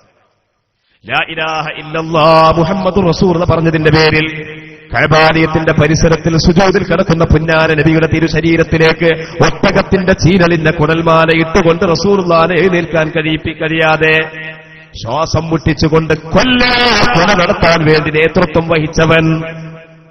ലാ ഇലാഹ ഇല്ലല്ലാഹിനോട് അത്ര വെറുപ്പായിരുന്നു അവർക്ക്. അപ്പൊ നമ്മളെ പള്ളിയിൽ നിന്ന് ലാ ഇലാഹ ഇല്ലല്ലാഹ് കേട്ടപ്പോ നിങ്ങൾ എന്താ കാട്ടിയത്? നിങ്ങളെന്ത് ചവിടടക്കുക ചെയ്തത്? അതെനിക്ക് കേൾക്കാനാവൂല എന്ന് പറഞ്ഞിട്ട് ചെവി അടക്കുകയാണോ നിങ്ങൾ ചെയ്തത്, അതോ ചെവി തുറന്നു വെക്കുകയാണോ ചെയ്തത്? നിങ്ങൾ ചെവി തുറന്നു വെക്കുകയല്ലേ ചെയ്തത്. എന്നാൽ മുശ്രിക്കുകൾ അവർ ചെവി അടച്ചു വെക്കുകയാണ് ചെയ്തത്. അല്ലേ? സുമ്മും ബുക്കുമുൻ ഉംയുൻ ഫഹും ലാ യുഅ്മിനൂൻ. അവർ ചെവിവട്ടന്മാരാവുകയാണ് ചെയ്തത്. അവർ അന്ധന്മാരായി മാറുകയാണുണ്ടായത്. അവർ ബധിരന്മാരായി തീരുകയാണുണ്ടായത്. അവർ അവിശ്വാസത്തിൽ അടിയുറക്കുകയാണുണ്ടായത്. അവർ ലാ ഇലാഹ ഇല്ലല്ലാഹയെ തള്ളിക്കളയുകയാണുണ്ടായത്. അവർ മുഹമ്മദുർ റസൂലുള്ളാഹിയെ നിരാകരിക്കുകയാണുണ്ടായത്. പിന്നെന്താ അവർ ചെയ്തത്? മഹാന്മാരെ സഹായത്തിന് വിളിച്ചു എന്നോ, ഇബ്രാഹിം നബിയെ സഹായത്തിന് വിളിച്ചു എന്നാ അവർ ചെയ്തത്. ഈ മഞ്ചേരിക്കടുത്ത് ഒരു അറിയപ്പെട്ട മുജാഹിദുണ്ട്. അയാളൊരു സംശയം ഇങ്ങനെ ചോദിച്ചു നടക്കുന്ന ഒരാളാണ്. അങ്ങനെ എന്റെ അടുത്ത് വന്നു അയാൾ. ഞാൻ ജോലി ചെയ്യുന്ന പള്ളിയിൽ വന്നു. എന്നിട്ട് എന്നോട് പറഞ്ഞു, ഈ അബൂജാലും ഉത്ബത്തും ശൈബത്തൊക്കെ മുശ്രിക്കായത് ഈ ഖബറിങ്ങൾ നിങ്ങൾ കാട്ടണമാതിരി മമ്പുറത്തെ തങ്ങളെ എന്റെ കാര്യം എനിക്കൊന്ന് ശഫാഅത്ത് ചെയ്യണേ, ഈ പണി നടത്തിയതുകൊണ്ടല്ലേ എന്ന് പറഞ്ഞു. ഞാൻ ചോദിച്ചു, അബൂജഹൽ ഒരു പ്രവാചകന്റെ ഖബറിങ്ങ പോയിട്ട്, അല്ലെങ്കിൽ ഒരു മനുഷ്യൻ, ഒരു സ്വാലിഹായ വ്യക്തിയുടെ ഖബറിങ്ങ പോയിട്ട് എനിക്ക് വേണ്ടി ഒന്ന് ശഫാഅത്ത് ചെയ്യണേ എന്ന് പറഞ്ഞതിന്റെ പേരിലാണ് മുശ്രിക്കായത് എന്ന് നിങ്ങൾ ഖുർആന്റെ ഒരു ആയത്തിൽ കൊണ്ട് എനിക്ക് പറഞ്ഞു തരുമെന്ന് ചോദിച്ചു. അല്ലെങ്കിൽ ഒരു ഹദീസ് കൊണ്ട് പറഞ്ഞാലും മതി. പോട്ടെ, ഏതെങ്കിലും ഒരു ഇമാമിന്റെ കിതാബ് നിങ്ങൾ എടുത്ത് കാണിച്ചു തരും. നിങ്ങളെ സ്വന്തം തൊള്ളപ്പെട്ട് എനിക്ക് ആവശ്യമില്ല. അദ്ദേഹം ഒന്നിങ്ങനെ കണ്ണടച്ചു ധ്യാനിച്ചു. എന്നോട് പറഞ്ഞു, ഞാൻ കണ്ടിട്ടില്ല ഉസ്താദേ എന്ന് പറഞ്ഞു. പിന്നെ എന്തിനാണ് ഇയാൾ മുജാഹിദായത്? അതാണ് വിവരമില്ലായ്മ ചിലരെ മുജാഹിദാക്കുന്നു. വിവരമില്ല എന്ന വിവരമില്ലായ്മ അവരെ മുജാഹിദാക്കിക്കൊണ്ടിരിക്കുക. വിവരമില്ല എന്ന വിവരമുണ്ടായാൽ അവൻ മുജാഹിദാകില്ല. വിവരമില്ല, അറിവില്ല, തെളിവില്ല എന്ന അറിവില്ലായ്മയാണ്. സകല മുജാഹിദിന്റെ പ്രവർത്തകന്മാർ സാധുക്കളാണവർ, പാവങ്ങളാണവർ. ഒരുപക്ഷേ നിഷ്കളങ്കരായിരിക്കും, സത്യം അതിന്റെ കൂടെയാണെന്ന് തെറ്റിദ്ധരിച്ചവരായിരിക്കും, മൗലവിയുടെ പ്രസംഗത്തിൽ പെട്ടുപോയവരായിരിക്കും, ഏതോ സേവി കണ്ടതിന്റെ അടിസ്ഥാനത്തിൽ മനസ്സ് മറിഞ്ഞു പോയതായിരിക്കും. അല്ലാഹു അവരുടെ ഖൽബുകൾക്ക് ഹിദായത്തിന്റെ വെളിച്ചം കൊടുക്കട്ടെ. നമുക്ക് ദ്വാരക്കാൻ ഇതെവിടെയില്ല. അതേ സമയത്ത് നിങ്ങൾ നോക്കൂ സഹോദരങ്ങളെ, മക്കത്തെ മുശ്രിക്കുകൾ എന്തുകൊണ്ടാണ് മുശ്രിക്കായത്? എന്തുകൊണ്ടാ? മമ്പുറത്ത് പോയതുകൊണ്ടാ? അല്ല. സൂറത്ത് യാസീൻ അറിയാത്ത ആളുകൾ ആരെങ്കിലും ഈ സാസിലുണ്ടോ? ഇല്ലല്ലോ. സൂറത്ത് യാസീന്റെ അവസാനം പറയുന്നത് എന്തുകൊണ്ടാണ് അവർ മുശ്രിക്കായത് എന്ന് വളരെ വ്യക്തമായിട്ട് ഏതൊരു സാധാരണക്കാരനും അറിയാവുന്ന, മനസ്സിലാക്കാവുന്ന വിധത്തിൽ ഖുർആൻ അത് പഠിപ്പിച്ചിട്ടുണ്ട്. എന്താ ഖുർആൻ പറയുന്നത് അറിയോ? വത്തഖദൂ മിൻ ദൂനില്ലാഹി ആലിഹതൻ. അതാ പ്രശ്നം. അല്ലാഹു മാത്രമേ ഇലാഹുള്ളൂ എന്ന് മുഹമ്മദ് നബി പറഞ്ഞപ്പോ അല്ല, ഒരുപാട് ഇലാഹുമാർ ഉണ്ട്. ഒരുപാട് ഇലാഹുമാരുണ്ട്, ദൈവങ്ങളുണ്ട്, റബ്ബുമാരുണ്ട്. അതല്ലേ യൂസുഫ് നബി അലൈഹി ഇസ്ലാം ജയിലിൽ കിടക്കുമ്പോ ചോദിച്ചത്? എന്താ ചോദിച്ചത്? അർബാബുൻ മുതഫർരിഖൂന ഖൈറൻ അമില്ലാഹി വാഹിദുൽ ഖഹാർ. ഒരു റബ്ബ് പോരെ നമുക്ക്? എന്തിനാണ് മുശ്രിക്കീങ്ങളെ നിങ്ങൾ ഒരുപാട് റബ്ബുമാരെ, ദൈവങ്ങളെ പൂജിക്കുന്നത്? അപ്പൊ ദൈവങ്ങളെ പൂജിക്കുക, റബ്ബുമാരെ വരിക്കുക, റബ്ബിന്റെ മുമ്പിൽ പ്രണാമമർപ്പിക്കുക. അല്ലേ? അപ്പൊ ഇവിടെ പ്രസംഗിച്ചോൻ പറയാണ്, നമ്മൾ ഈ നേർച്ച, നമ്മളിപ്പോ റബീഉൽ റസൂലുള്ളാഹിനെ നേർച്ച ഉണ്ടാക്കും അല്ലേ? റബീഉൽ ആഖിറിനോ മുഹ്യിദ്ദീൻ തങ്ങളെ നേർച്ച ഉണ്ടാക്കും. റമദാനിലോ ബദരീങ്ങളെ നേർച്ച ഉണ്ടാക്കും. റമദാനിൽ ബദരീങ്ങളെ നേർച്ച ഉണ്ടാക്കുന്നതും, അതുപോലെ റബീഉൽ മുഹ്യിദ്ദീൻ തങ്ങളെ നേർച്ച ഉണ്ടാക്കുന്നതും, റസൂലുള്ളാഹിനെ നേർച്ച ഉണ്ടാക്കുന്നതും, റബീഉൽ ആഖിർ മുഹ്യിദ്ദീൻ തങ്ങളെ നേർച്ച ഉണ്ടാക്കുന്നതൊക്കെ അവരെ പൂജിക്കല. എന്നാ കേട്ടോ, അങ്ങനെയല്ല. ഒരു മൃഗത്തെ അറുക്കുന്നുണ്ടെങ്കിൽ അറിവ് അല്ലാഹുവിനാണ്, അറിവെന്ന ആരാധന അല്ലാഹുവിനാണ്. അതിന്റെ പുണ്യം അല്ലാഹ്ക്കല്ല. അല്ലാഹ്ക്ക് എന്റെ പുണ്യം വേണ്ടോ? അല്ലാഹ്ക്ക് മുജാഹിദിന്റെ പുണ്യം വേണോ? അല്ലാഹ്ക്ക് എന്തേലും വേണോ? അതിന്റെ പുണ്യം ആർക്കാണ്? അത് റസൂലുള്ളാഹിക്കാണ്. അതിന്റെ പുണ്യം ആർക്കാണ്? അത് മുഹ്യിദ്ദീൻ തങ്ങൾക്കാണ്. അതിന്റെ പുണ്യം ആർക്കാണ്? അത് ബദരീങ്ങൾക്കാണ്. ഇതിനെവിടെ ആരാധന വരുന്നത്?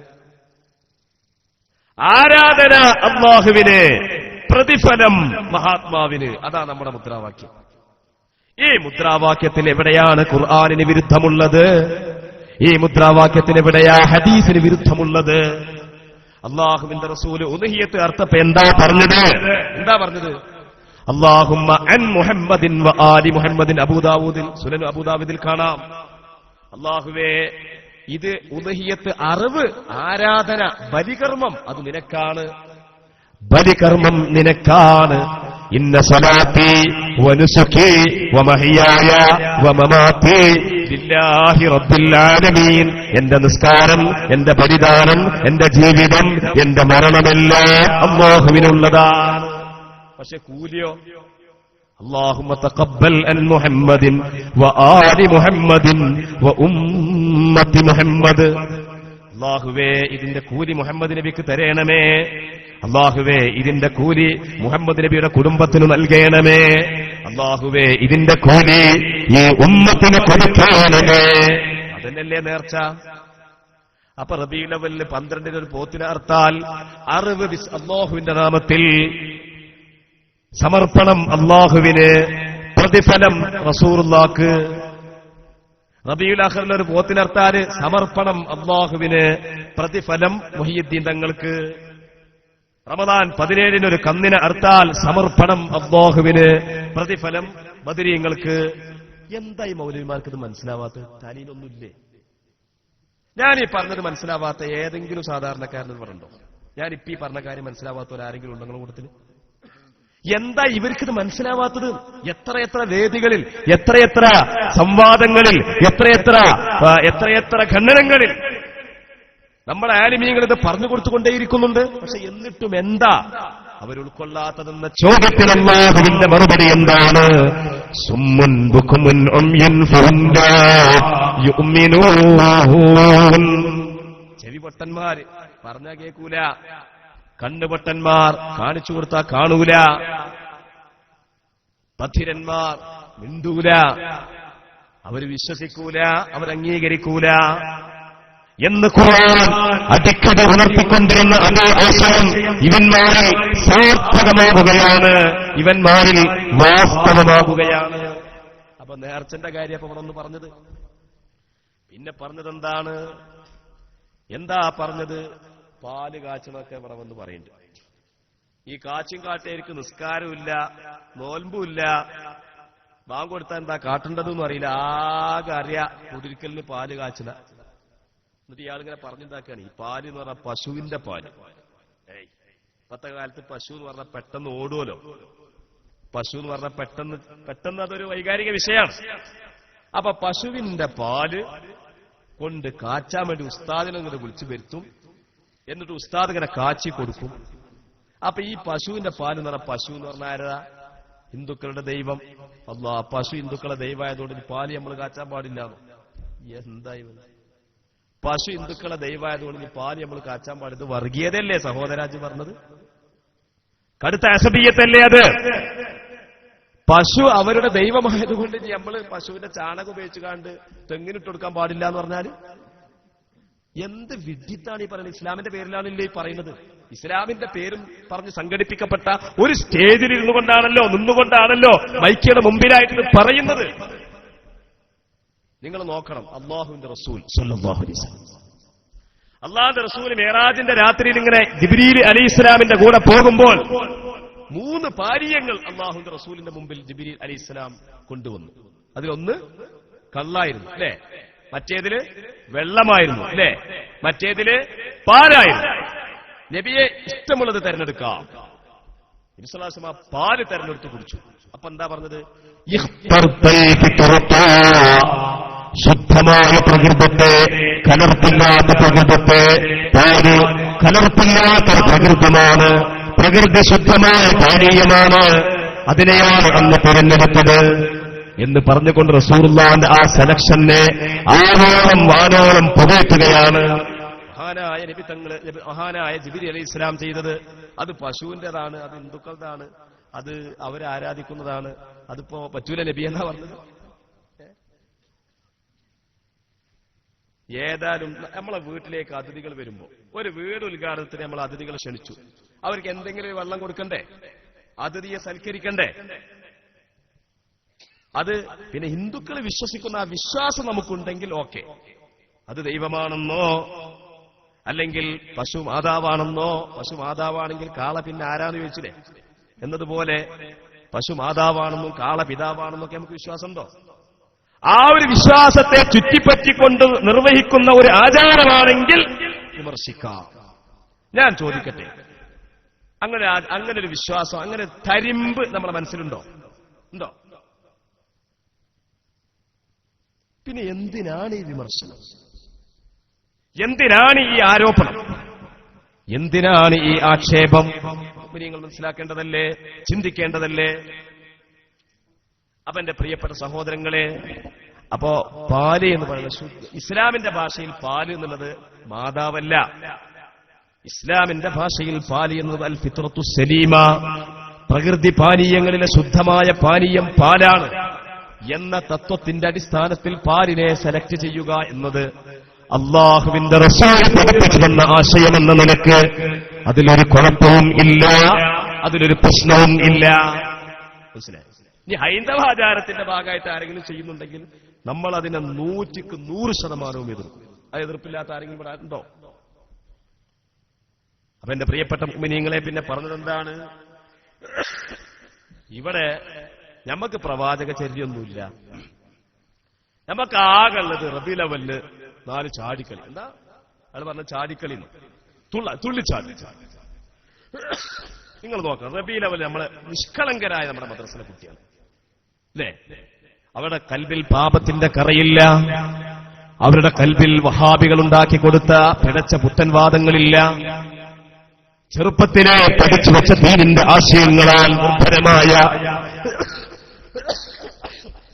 വിശ്വാസത്തിന്റെ ഖനികളായ ആ പിഞ്ചു കുട്ടികൾ, അവര് ശാന്തമായ മനസ്സോടുകൂടി യാ നബി സലാം അലൈക്കും, യാ റസൂൽ സലാം അലൈക്കും, യാ ഹബീബ് സലാം അലൈക്കും, സ്വലവാത്തുല്ലാഹി അലൈക്കും.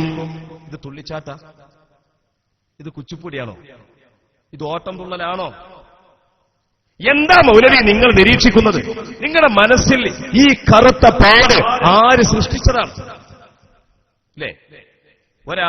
അയാള് ധരിക്കുന്നപ്പോ ഞാൻ കണ്ണട വെച്ചിട്ടുണ്ട്, ഇത് നല്ല ചില്ലായതുകൊണ്ട് നിങ്ങൾ നല്ലവർക്ക് കാണുന്നുണ്ട്. അതേസമയത്ത് ഇത് ചോപ്പ് ചില്ലാണെങ്കിൽ നിങ്ങളൊക്കെ ചോന്നതായിട്ടേ കാണുള്ളൂ, ഇത് മഞ്ഞ കണ്ണടയാണെങ്കിൽ മഞ്ഞയായിട്ടേ കാണുള്ളൂ എന്നതുപോലെ മൗലവിയുടെ കൽബിൽ എന്തോ ഒരു കറ കുടുങ്ങി. അതുകൊണ്ടാണ് നബിദിനാഘോഷത്തെ അയാൾ ഓട്ടം തുള്ളലായിട്ട് കണ്ടത്. എന്നിട്ട് അയാൾ പറഞ്ഞു, ഞാൻ ഇങ്ങനെ ആലോചിച്ച് റബ്ബേ, ആ പ്രസംഗം കേട്ടപ്പോ എന്താണ് ഈ മനുഷ്യന്മാർ ഇത്ര പൊട്ടന്മാരായാലും? അതായത് റസൂലുള്ളാഹി വഫാത്തായി, റബീഉൽ അവ്വൽ 12 റസൂലുള്ളാഹി വഫാത്തായി. ശരിയാണ്, റബീഉൽ അവ്വൽ 12 വഫാത്തായി. അന്ന് ആയിഷാ ബീവി കരഞ്ഞില്ലേ? അന്ന് ഉമർ ഇബ്നുൽ ഖത്താബ് കരഞ്ഞില്ലേ? ഫാത്തിമ ബീവി കരഞ്ഞില്ലേ? സ്വഹാബിമാര് കരഞ്ഞില്ലേ? ഇയാളിങ്ങനെ കരയാനേ, കരഞ്ഞില്ലേ? പക്ഷേ നമ്മളെന്താ പായസം കുടിക്കുന്നത്? അതിന് മറുപടി ഇമാമിങ്ങളാണ് പറഞ്ഞിട്ടുള്ളത്. നമ്മളെ വീട്ടിലൊരാൾ മരിച്ചാൽ, നമ്മുടെ സമുദായത്തിലൊരു നേതാവ് മരിച്ചാൽ, അതല്ലെങ്കിൽ മുഹമ്മദ് മുസ്തഫ സ്വല്ലല്ലാഹു അലൈഹി വസല്ലമ തങ്ങൾ തന്നെ വഫാത്തായാലും നമുക്ക് അനിയന്ത്രിതമായ സങ്കടം വരികയാണെങ്കിൽ, അല്ലേ, അനിയന്ത്രിതമായ മനസ്സിന് വീർപ്പുമുട്ടുന്ന നിയന്ത്രിക്കാൻ പറ്റാത്ത സങ്കടം, കരച്ചിൽ നമുക്ക് വരികയാണെങ്കിൽ അതിന് കുഴപ്പമില്ല. പക്ഷേ അത് ആവർത്തിക്കേണ്ടതല്ല. കൊല്ലം ഇങ്ങനെ കരയണമെന്ന്. റബീഉൽ അവ്വൽ 12 ആവുമ്പോ ഒരു കരച്ചിൽ. ആയിഷാ ബീവി കരഞ്ഞില്ലേ? ഉമർ ഇബ്നുൽ ഖത്താബ് തങ്ങൾ വാള് പിടിച്ചില്ലേ? ആരെങ്കിലും പറഞ്ഞാൽ മുഹമ്മദ് നബി മരിച്ചു എന്നാരെങ്കിലും പറഞ്ഞാൽ ഈ വാള് കൊണ്ട് ഞാൻ അവനെ വെട്ടിത്തീർക്കുമെന്ന് ഉമർ ഇബ്നുൽ ഖത്താബ് തങ്ങൾ പറഞ്ഞില്ലേ? അപ്പൊ ഈ മുജാഹിദിന്റെ മൗലവി റബീഉൽ അവ്വൽ 12 വരുമ്പോൾ വാളും പിടിച്ചു. ഉമർ ഇബ്നുൽ ഖത്താബ് തങ്ങളുടെ ചര്യ എന്താണ്? റസൂലുള്ളാഹി വഫാത്തായപ്പോ വാളും പിടിച്ചിട്ട് വെട്ടി നടന്നു. എന്താ ചെയ്യേണ്ടത്? സങ്കടങ്ങളെ ആവർത്തിക്കേണ്ടതല്ല. ദുഃഖത്തിന്റെ ആചരണം ഇസ്ലാമികമല്ല. ഇസ്ലാമിൽ ദുഃഖാചരണം 2 കാര്യങ്ങളേ ഉള്ളൂ. അത് ബുഖാരിയിൽ പറഞ്ഞിട്ടുണ്ട്. ഒന്ന്, ഒരു പെണ്ണിന്റെ ഭർത്താവ് മരിച്ചാൽ, ഒരു ഭാര്യയുടെ ഭർത്താവ് മരിച്ചാൽ 4 മാസവും 10 ദിവസമാണ് ഇദ്ദാ കാലയളവാണ്. ആ കാലയളവിൽ അവർ ആഭരണങ്ങൾ ധരിക്കേണ്ട. ആ കാലയളവിൽ അവർ സൗന്ദര്യ വർദ്ധക വസ്തുക്കൾ ഉപയോഗിക്കരുത്. അതുപോലെ കമനീയമായ വസ്ത്രങ്ങൾ ധരിക്കരുത്. അവര് ദുഃഖത്തിന്റെ ഒരു രൂപത്തിലായി കഴിഞ്ഞുകൂടണം. 4 മാസവും 10 ദിവസവും. ഇനി അന്യ മനുഷ്യനാണ് മരിച്ചതെങ്കിൽ സ്ത്രീകൾക്ക്, പുരുഷന്മാർക്കല്ല, സ്ത്രീകൾക്ക് 3 ദിവസം വരെ എന്തു ചെയ്യാം? ദുഃഖമാചരിക്കാം. അതിനപ്പുറം പറ്റൂല. ദുഃഖാചരണം ഇസ്ലാമിലില്ല, ദുഃഖാചരണത്തിന്റെ വാർഷികമില്ല. അതേസമയത്ത് സന്തോഷവേളയെക്കുറിച്ച് എന്താ ഇസ്ലാമിന്റെ കാഴ്ചപ്പാട്?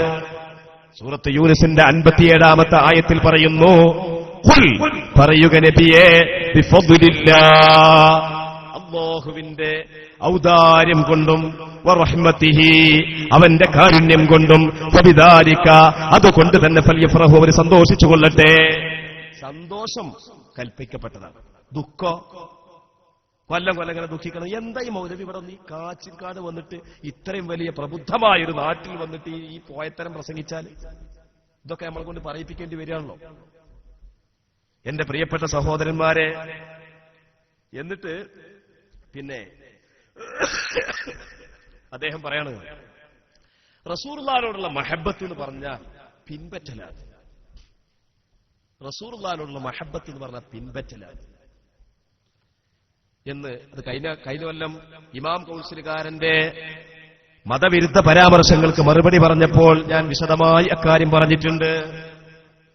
മഹബ്ബത്ത് എന്ന് പറഞ്ഞാൽ പിൻപറ്റൽ മാത്രമല്ല, മഹബ്ബത്ത് ഉണ്ടായതുകൊണ്ട് നമ്മളൊക്കെ പിൻപറ്റുന്നവരല്ലേ. ഒന്നാമത്തെ പിൻപറ്റൽ, ഇയാൾ ഇവിടെ പിൻപറ്റൽ എണ്ണി പറഞ്ഞതാരോ, വല്ലാത്ത രസം. ഒരു മനുഷ്യന്റെ അറിവിന്റെ പിന്നെ ആഴം നമുക്കൊന്ന് മനസ്സിലാക്കാം. റസൂലുള്ളാഹിനെ പിൻപറ്റുക എന്ന് പറഞ്ഞാൽ രാവിലെ എഴുന്നേൽക്കുമ്പോൾ ഒരു ദിക്റുണ്ടത്ര. എന്താണ്? അൽഹംദുലില്ലാഹില്ലദീ അഹ്യാനാ ബഅദമാ അമാതനാ വഇലൈഹിൻ നുശൂർ എന്ന് ചൊല്ലുക. നിസ്കാരത്തിന് ശേഷം 33 ദിക്റല്ല, കടക്കുമ്പോ ഒരു ദിക്റുണ്ട്, അത് ചൊല്ലുക. അതാണോ ഇത്തിബായിന്റെ ഒന്നാമതായിട്ട് പരിചയപ്പെടുത്തേണ്ടത്? ഒന്നാമത്തെ ഇത്തിബാഅാണ് അല്ലാഹുവിന്റെ റസൂലിനെ പിൻപറ്റുന്നതിന്റെ ഒന്നാമത്തെ മോഡാണ് ലാ ഇലാഹ ഇല്ലല്ലാഹ് മുഹമ്മദുർ റസൂലുള്ളാഹിൽ വിശ്വസിക്കുക. അതാ ഒന്നാമത് പറയേണ്ടത് മൗലവി. രണ്ടാമത് പറയേണ്ടത് 5 നേരത്തെ നിസ്കാരം നിർവഹിക്കുക, പരലോകത്തിൽ ഉറച്ചു വിശ്വസിക്കുക, ഖബർ ശിക്ഷയെക്കുറിച്ചുള്ള ഭയമുണ്ടാവുക, നരക സ്വർഗാദികൾ സത്യമാണെന്ന് വിശ്വസിക്കുക, ഇസ്ലാം ദീൻ ഹഖാണെന്ന് മനസ്സിലാക്കുക, കഴിവുള്ളവർ സക്കാത്ത് കൊടുക്കുക, കഴിവുള്ളവർ ഹജ്ജ് ചെയ്യുക, റമളാനാഗതമായാൽ നോമ്പനുഷ്ഠിക്കുക.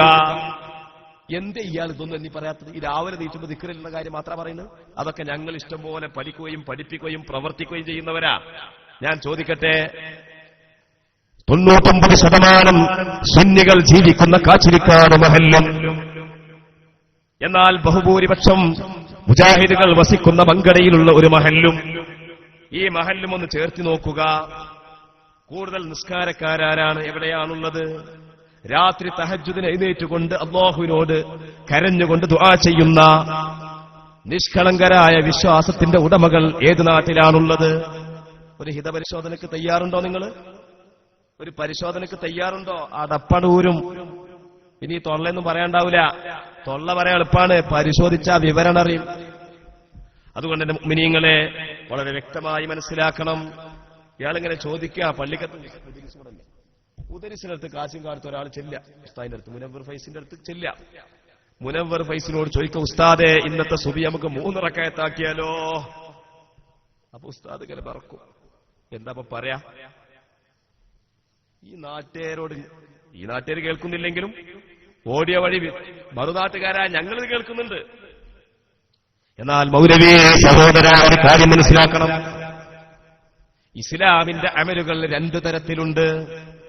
ഒന്ന് നിശ്ചിതമായ ക്രമങ്ങളും നിശ്ചിതമായ ഷർത്തുകളും ഉള്ള അമലുകൾ.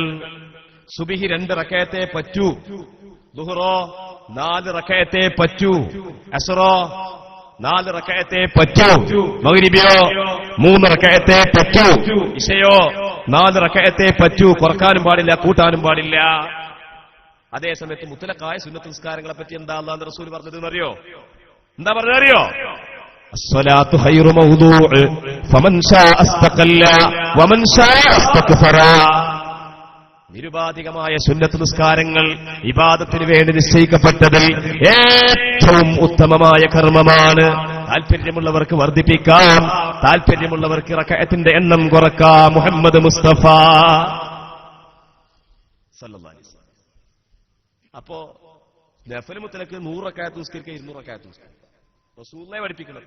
ഇനി 2 റക്അത്ത് അങ്ങനെ നിസ്കരിക്കുക. മനസ്സിലായി? അപ്പൊ സുബഹി നിസ്കാരം 2ന്റെ അപ്പുറം പറ്റൂല.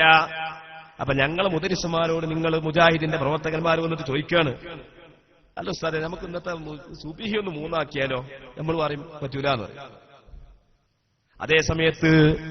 അതേ സമയത്ത് പ്രത്യേക ഷർത്തുകളില്ലാത്ത, നിബന്ധനകളില്ലാത്ത, ഉപാധിയില്ലാത്ത, ക്രമമില്ലാത്ത പൊതുവായ നിർവഹണത്തിന്റെ അമലുകളുണ്ട്. ഉദാഹരണം സ്വതക്ക. ഇന്ന വസ്തുവെ സ്വതക്ക ചെയ്യാവൂ എന്ന് ഇസ്ലാമിൽ നിയമമുണ്ടോ? അല്ലാഹുവിന്റെ റസൂൽ പറയുന്ന ഒരു ഹദീസിൽ കാണാം, നീ നിന്റെ ഭാര്യയുടെ വായയിലേക്ക് സന്തോഷപൂർവ്വം നൽകുന്ന ഒരു ഉരുള പോലും നീ കൊടുക്കുന്ന സ്വതക്കയാണ്. ഒരാൾ പെണ്ണെട്ടി, മുജാഹിദിന്റെ വാദം കേട്ടിട്ടാ പെണ്ണെട്ടിയത്. ഒരു മുജാഹിദ് പ്രവർത്തകൻ, ISMന്റെ ഒരു പ്രവർത്തകൻ പെണ്ണെട്ടി. ആദ്യ രാത്രിയാ. അപ്പോ എന്തേലൊക്കെ ഭാര്യയ്ക്ക് സന്തോഷത്തിന് വേണ്ടി അവൾക്കൊരു പീടിന്ന് ഒരു ലഡു വാങ്ങിക്കൊണ്ടുവന്നിട്ടുണ്ട്. അങ്ങനെ ആ ലഡു അവൾക്ക് ഇങ്ങനെ കൊടുക്കുകയാണ്. അപ്പൊ മുജാഹിദിന്റെ പ്രസംഗം കേട്ടു, അല്ല, ഒരു പുണ്യകർമ്മം, സുബഹി 3 റക്അത്ത് പറ്റൂലല്ലോ. അപ്പൊ അള്ളാഹുവിന്റെ റസൂല് ഖദീജ ബീവിക്ക് ലഡു കൊടുത്തിട്ടുണ്ടോ? ജുവൈരിയ ബീവിക്ക് കൊടുത്തിട്ടുണ്ടോ? ഹഫ്സാ ബീവിക്ക് കൊടുത്തിട്ടുണ്ടോ? റംലാ ബീവിക്ക് കൊടുത്തിട്ടുണ്ടോ? ആയിഷാ ബീവിക്ക് കൊടുത്തിട്ടുണ്ടോ? കൊടുത്തിട്ടില്ല. മൗലവിന്റെ പ്രസംഗത്തിലൊന്നും അത് കേട്ടിട്ടില്ല. എന്നാ ബിദ്അത്താണ്, അനാചാരാന്നാ പറയണ്ടത്. എന്ത് പൊട്ടപ്പോയത്താണ് ഈ പറയുന്നത്? അപ്പൊ സദഖ എന്ന് പറയുന്നത് നബി ചെയ്ത സദഖകളെ നമുക്ക് പറ്റൂ എന്നൊരു നിയമമില്ല. ദിക്ർ, നബി ചൊല്ലിയ ദിക്റെ നമുക്ക് ചൊല്ലാവൂ എന്നൊരു നിയമമല്ല. ഇയാൾ ഇവിടെ തന്നെ ഒരു പൊട്ട മസല പറഞ്ഞിട്ടുണ്ട്. നിസ്കാരത്തിന് ശേഷം 33 സുബ്ഹാനല്ലാഹ് പറഞ്ഞിട്ടുണ്ട്, അല്ലേ? എന്നാ സുബ്ഹാനല്ലാഹ് 33 തവണ മാത്രമേ ചൊല്ലാവൂ. അതിനപ്പുറം ചൊല്ലിയ 34 വട്ടം ചൊല്ലിയ നരകത്ത് പോകും. ഞങ്ങളില്ല. എന്ത് വിഡിത! എന്നാ കേട്ടോ മൗലവി, മസല അങ്ങനല്ല. 33 തവണയാണ് വാരിതായി വന്നിട്ടുള്ളത്. അതുകൊണ്ട് അതാണ് ഏറ്റവും പുണ്യം. ഇനി ഒരാൾ 100 തവണ ചൊല്ലി, ഞാൻ കേൾക്കണം, സ്വഹീഹായ ഹദീസ് മേശപ്പുറത്തുണ്ട്, സ്വഹീഹായ ഹദീസ് എന്റെ മേശപ്പുറത്തുണ്ട്. അബൂ ഹുറൈറ റളിയല്ലാഹു അൻഹുവിന്റെ ചരിത്രം ഹാഫിദ് ഇബ്നു ഹജർ അസ്ഖലാനി അൽ ഇസാബ ഫി തൻമീദ് സഹീഹ എന്ന ഗ്രന്ഥത്തിൽ സ്വഹീഹായ ഹദീസിലൂടെ പറയാണ്, അബൂ ഹുറൈറ റളിയല്ലാഹു അൻഹു ഒരു ദിവസം 12,000 തസ്ബീഹ് ചൊല്ലാറുണ്ടായിരുന്നു. എത്ര തസ്ബീഹ്? 12,000 തസ്ബീഹ്. അബൂ ഹുറൈറ നരകത്തിലാ? ഖുർആൻ പറഞ്ഞതെന്താ? നിങ്ങൾ ഖുർആൻ വായിച്ചിട്ടുണ്ടോ? നിങ്ങൾക്ക് ഖുർആനിന്റെ ആശയങ്ങളെക്കുറിച്ച് വല്ല അറിവുണ്ടോ? ഖുർആൻ പറഞ്ഞതെന്താണ്? നിഷ്പക്ഷമായി ചിന്തിക്കൂ സഹോദരങ്ങളെ. യാ അയ്യുഹല്ലദീന ആമനു ദിക്റുല്ലാഹ ദിക്റൻ കസീറാ വസബ്ബിഹൂഹു ബുക്റതൻ വഅസീലാ. അല്ലയോ മുഅ്മിനീങ്ങളെ, നിങ്ങൾ ധാരാളം ദിക്ർ ചൊല്ലണേ. പ്രഭാത പ്രദോഷങ്ങളിൽ നിങ്ങൾ തസ്ബീഹിനെ പെരുപ്പിക്കണമേ. അല്ലേ? എത്രയും തസ്ബീഹല്ലാണ്. മനസ്സിലായോ എന്റെ പ്രിയപ്പെട്ട സഹോദരങ്ങളെ? അതുകൊണ്ട് തന്നെ ഇദ്ദേഹം പറയാണ്, റബീഉൽ അവ്വൽ 12 റസൂൽ ജനിച്ചത് 12-നാണോ?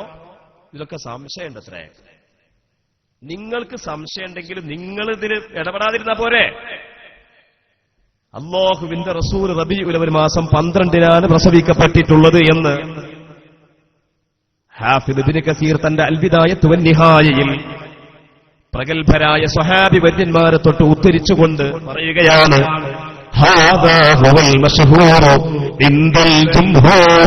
ഇതാണ് ബഹുഭൂരിപക്ഷം ആളുകളും 99% ആളുകളും വളരെ പ്രസിദ്ധമായി പറഞ്ഞു പോരുന്നത് ഇതാണ് എന്ന് രേഖപ്പെടുത്തുകയാണ്. പിന്നെ ചരിത്രകാരന്മാർ പല അഭിപ്രായ വ്യത്യാസങ്ങളൊക്കെ പറയും. പറഞ്ഞോട്ടെ. ഇപ്പൊ മുഹറം ആശൂറാ നോമ്പ് എന്നാ നോൽക്കേണ്ടത്? മുഹറം 10-ന്റെ അന്നല്ലേ? ആശൂറ നോമ്പ് എന്നാ നോൽക്കേണ്ടത്? മുഹറം 10-ന്റെ അന്നല്ലേ?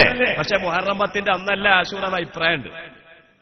ഇന്ന് നാളെ മുതൽ ഞാൻ കാച്ചിങ്കാട് വന്നിട്ട് പറയാണ്, ആശൂറ നോമ്പ് മുഹറം 10-ന്റെ അന്ന് നോമ്പ് നോൽക്കുന്ന കാച്ചിനിക്കാട്ടുകാരെ നരകത്തിലേക്ക് പൊയ്ക്കോളൂ.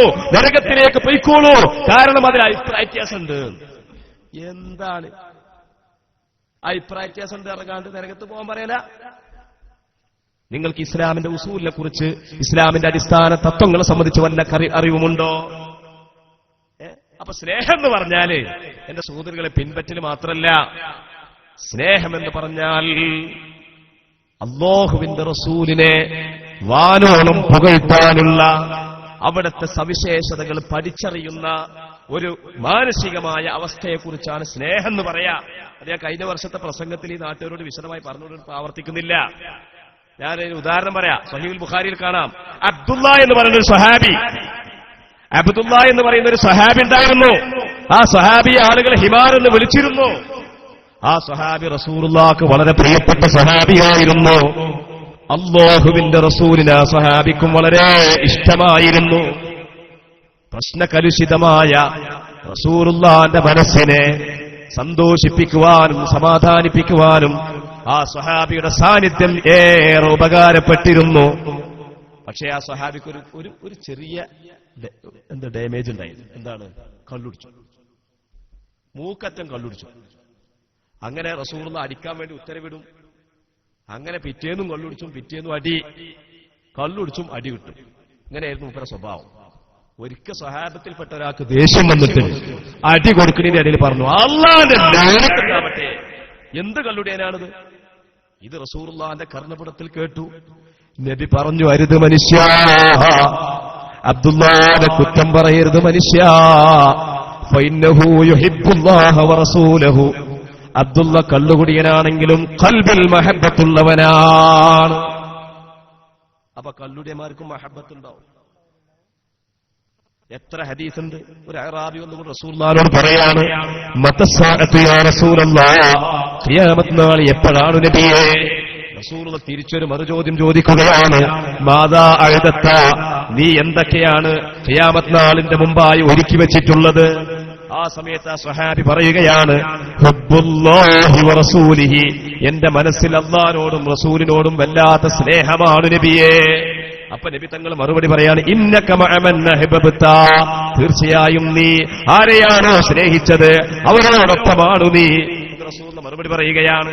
ഇത് കേട്ടുകൊണ്ട് കേൾവിക്കാരനായ അനസ് ബിൻ മാലിക് റളിയല്ലാഹു അൻഹു പറയാണ്, ഞങ്ങൾ അന്നത്തോളം ആ ഒരു റസൂലുള്ളാഹിന്റെ പ്രതികരണം കേട്ട് സന്തോഷിച്ചിടത്തോളം സന്തോഷിച്ച അത്രയ്ക്കും വേറെ സന്ദർഭത്തിൽ ഞങ്ങൾക്ക് സന്തോഷം വന്നിട്ടില്ല. എന്തുകൊണ്ട്? അമലുകൊണ്ട്, അനുഷ്ഠാനം കൊണ്ട്, ആചാരം കൊണ്ട്, കർമ്മം കൊണ്ട്. അബൂബക്കർ തങ്ങളുടെ അടുത്തേക്കോ ഉമർ ഇബ്നു ഖത്താബ് തങ്ങളുടെ അടുത്തേക്കോ എത്തിപ്പെടാൻ ഞങ്ങൾക്ക് കഴിഞ്ഞിട്ടില്ല. പക്ഷേ ഞങ്ങളുടെ കൽബിൽ സ്നേഹമാണ്, ഞങ്ങളുടെ കൽബിൽ പ്രേമമാണ്, റസൂലിനോടുള്ള അദമ്യമായ അനുരാഗമാണ്. ആ അനുരാഗത്തിന്റെ പ്രകടനം എങ്ങനെയാണെന്ന് വിശദീകരിച്ചുകൊണ്ട് മഹാനായ ഇമാം ബൈഹഖി തങ്ങൾ പറയുകയാണ്, തന്റെ ശുഅബുൽ ഈമാനിൽ പറയുകയാണ്, ബാബു ഹബ്ബിൻ നബി സല്ലല്ലാഹു അലൈഹി വസല്ലം എന്ന അധ്യായത്തിൽ പറയുകയാണ്, വഅസ്ലു ഹാദൽ ബാബ്, അല്ലാഹുവിന്റെ റസൂലിനോടുള്ള സ്നേഹത്തിന്റെ മരട് എന്ന് പറയുന്നത് എന്താണ്? അൻ തഖിഫ അലാ മദാഇഹി റസൂലില്ലാഹി അൽ മുതഅല്ലിഖത്തി ബിനഫ്സിഹി, അല്ലാഹുവിന്റെ റസൂലിന്റെ സ്വന്തത്തോട് ബന്ധപ്പെട്ടതായ അവിടുത്തെ മദ്ഹുകൾ, അപദാനങ്ങൾ അറിയണം, അപദാനങ്ങൾ അറിയണം. എന്നിട്ട് പറയാണ്, വമിൻ മദാഇഹി റസൂലില്ലാഹ്, അല്ലാഹുവിന്റെ റസൂലിന്റെ അപദാനങ്ങളിൽ പെട്ടതാണ് തഹാറത്തു മൗലിദിഹി, അല്ലാഹുവിന്റെ റസൂലിന്റെ ജന്മം എന്ന് പറയുന്നത് പരിശുദ്ധമാണ്, പവിത്രമാണ്. നമ്മളൊക്കെ നമ്മളമ്മാരെ ഗർഭപാത്രത്തിൽ നിന്ന് പോകുന്നൊരു രംഗണ്ട്, അത് ഒത്താച്ചിക്കേ അറിയുള്ളൂ. പക്ഷെ അതേപോലെയല്ല റസൂലുള്ളാഹിന്റെ ജന്മം. ഇവിടെ പ്രസവിച്ചു പോയാന്നാ പറയുന്നത്. ഇവിടെ പ്രസംഗിച്ചു പോയ അയാളുടെ ഉമ്മ പ്രസവിച്ചപ്പോൾ രംഗണ്ടല്ലോ, അതേമാതിരി റസൂലുള്ളാഹിന്റെ പ്രസവം. വമിൻ മദാഇഹി റസൂലില്ലാഹി തഹാറത്തു മൗലിദിഹി. ഇത് ഇമാം ഹലീമി വെറുതെ പറഞ്ഞതല്ല, സൂറത്തു തൗബയുടെ 128-ാമത്തെ ആയത്തിന്റെ വെളിച്ചത്തിൽ പറഞ്ഞതാ. ലഖദ് ജാഅകും റസൂലുൻ മിൻ അൻഫുസികും അസീസുൻ അലൈഹി മാ അനിത്തും ഹരീസുൻ അലൈക്കും ബിൽ മുഅ്മിനീന റഊഫുർ റഹീം. നിങ്ങളിൽ ഏറ്റവും പരിശുദ്ധനിൽ നിന്നാണ് റസൂലുള്ളാഹിന്റെ വരവുള്ളത്. ഏതാണ് ആ വരവ്? 40-ാമത്തെ വയസ്സിൽ ഹിറാ ഗുഹയിൽ നിന്ന് ഇറങ്ങി വരുന്ന വരവല്ലത്. ആ വരവ് മാത്രമല്ലയത്, പിന്നെയോ ആമിനാ ബീവിയുടെ ഗർഭപാത്രത്തിൽ നിന്ന് ഭൂമുഖത്തേക്ക് പ്രത്യക്ഷപ്പെടുന്ന പുന്നാരനബിയുടെ ആ വരവുണ്ടല്ലോ, ആ വരവിനെ പറ്റിയാണ് അല്ലാഹ് പറഞ്ഞത്. ലഖദ് ജാഅകും റസൂലുൻ മിൻ അൻഫുസികും യഅനി ലം തുസിബഹു ഷൈഉൻ മിൻ വിനാദത്തിൽ ജാഹിലിയ്യ. അന്ധകാരത്തിന്റെ ജാഹിലിയത്തിന്റെ, അനാചാരത്തിന്റെ, അവിശുദ്ധതയുടെ യാതൊരു അംശവും പ്രവാചക പിറവിയിൽ സംഭവിച്ചിട്ടില്ല. അത്രയ്ക്കും പരിശുദ്ധമാണ്, അത്രയ്ക്കും പവിത്രമാണ്, അത്രയ്ക്കും ശ്രേഷ്ഠമാണ്, അത്രയ്ക്കും അനുസ്മരിക്കപ്പെടേണ്ടതാണ്, അത്രയ്ക്കും വാഴ്ത്തപ്പെടേണ്ടതാണ് അല്ലാഹുവിന്റെ റസൂലിന്റെ പ്രസവം എന്നുള്ളത്. ആ പ്രസവം കൊണ്ട് അനുഗ്രഹീതമായ റബീഉൽ അവ്വൽ മാസം വരുമ്പോൾ ഒരു ഈമാനുള്ള മുഅ്മിനിന്റെ ഖൽബിൽ അതിന്റെ ആന്തോളനങ്ങൾ ഉയർന്നു വരുന്നത്. എന്തിനാണ് മൗലവി നിങ്ങൾ കുണ്ഠിതപ്പെടുന്നത്? എന്തിനാണ് മൗലവി നിങ്ങൾ വിമർശിക്കുന്നത്? അത് ഈമാനിന്റെ ലക്ഷണമല്ലേ? അല്ലേ? അതല്ലേ ഇവിടെ ഒന്ന് വിമർശിച്ചത്? അതുകൊണ്ട് എന്റെ പ്രിയപ്പെട്ട സഹോദരന്മാരെ, ഞാൻ സുദീർഘമാക്കുന്നില്ല.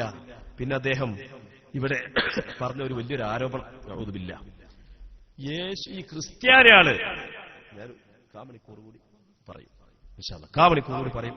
അതിനുശേഷം ചോദ്യം ചോദിക്കാനുള്ള ആൾക്കാർ കൂടെ വന്നിരിക്കട്ടെ. ഉസ്താദ് ഇവിടെ വന്നിട്ടുണ്ട്, എന്റെ പ്രസംഗം പോ നിൽക്കും, ആർക്കും ചോദിക്കട്ടോ. ഇതൊരു ലിമിറ്റേഷൻ ഇല്ല, ആർക്കും ചോദിക്കാം, എന്തും ചോദിക്കാം എന്ന് പറഞ്ഞാൽ ദീനുമായി ബന്ധപ്പെട്ട കാര്യങ്ങൾ ചോദിക്കാം, അത്രേ ഉള്ളൂ. അല്ലാതെ എന്തും ചോദിക്കാന്ന് പറഞ്ഞാൽ 100 രൂപ തരണേന്ന് പറഞ്ഞാൽ അത് തരാൻ ചിലപ്പോൾ ഇവിടെ ഉണ്ടായിക്കൊള്ളുന്നില്ല. അപ്പോ എന്താണ് ഈ പറഞ്ഞത്? ക്രിസ്ത്യാനികള് യേശുവിന്റെ ജന്മദിനം കൊണ്ടാടിയപ്പോ അത് കണ്ടിട്ട് മുസ്ലിമീങ്ങൾ കൊണ്ടാടാൻ തുടങ്ങിയതാണ്. യഹൂദില്ല ഇങ്ങനെയാണെങ്കിൽ അവർക്ക് പറയാമായിരുന്നു, ക്രിസ്ത്യാനികള് ഡിസംബർ 25 അന്ന് ക്രിസ്തുമസ് ആഘോഷിക്കുമ്പോൾ നമ്മളും തുടങ്ങി ഡിസംബർ 25 അന്ന് ക്രിസ്തുമസ് എന്നാ പറയാമായിരുന്നു. മറ്റൊരു മതത്തിന്റെ ആചാരം നമ്മൾ സ്വീകരിച്ചു എന്ന് പറയാമായിരുന്നു.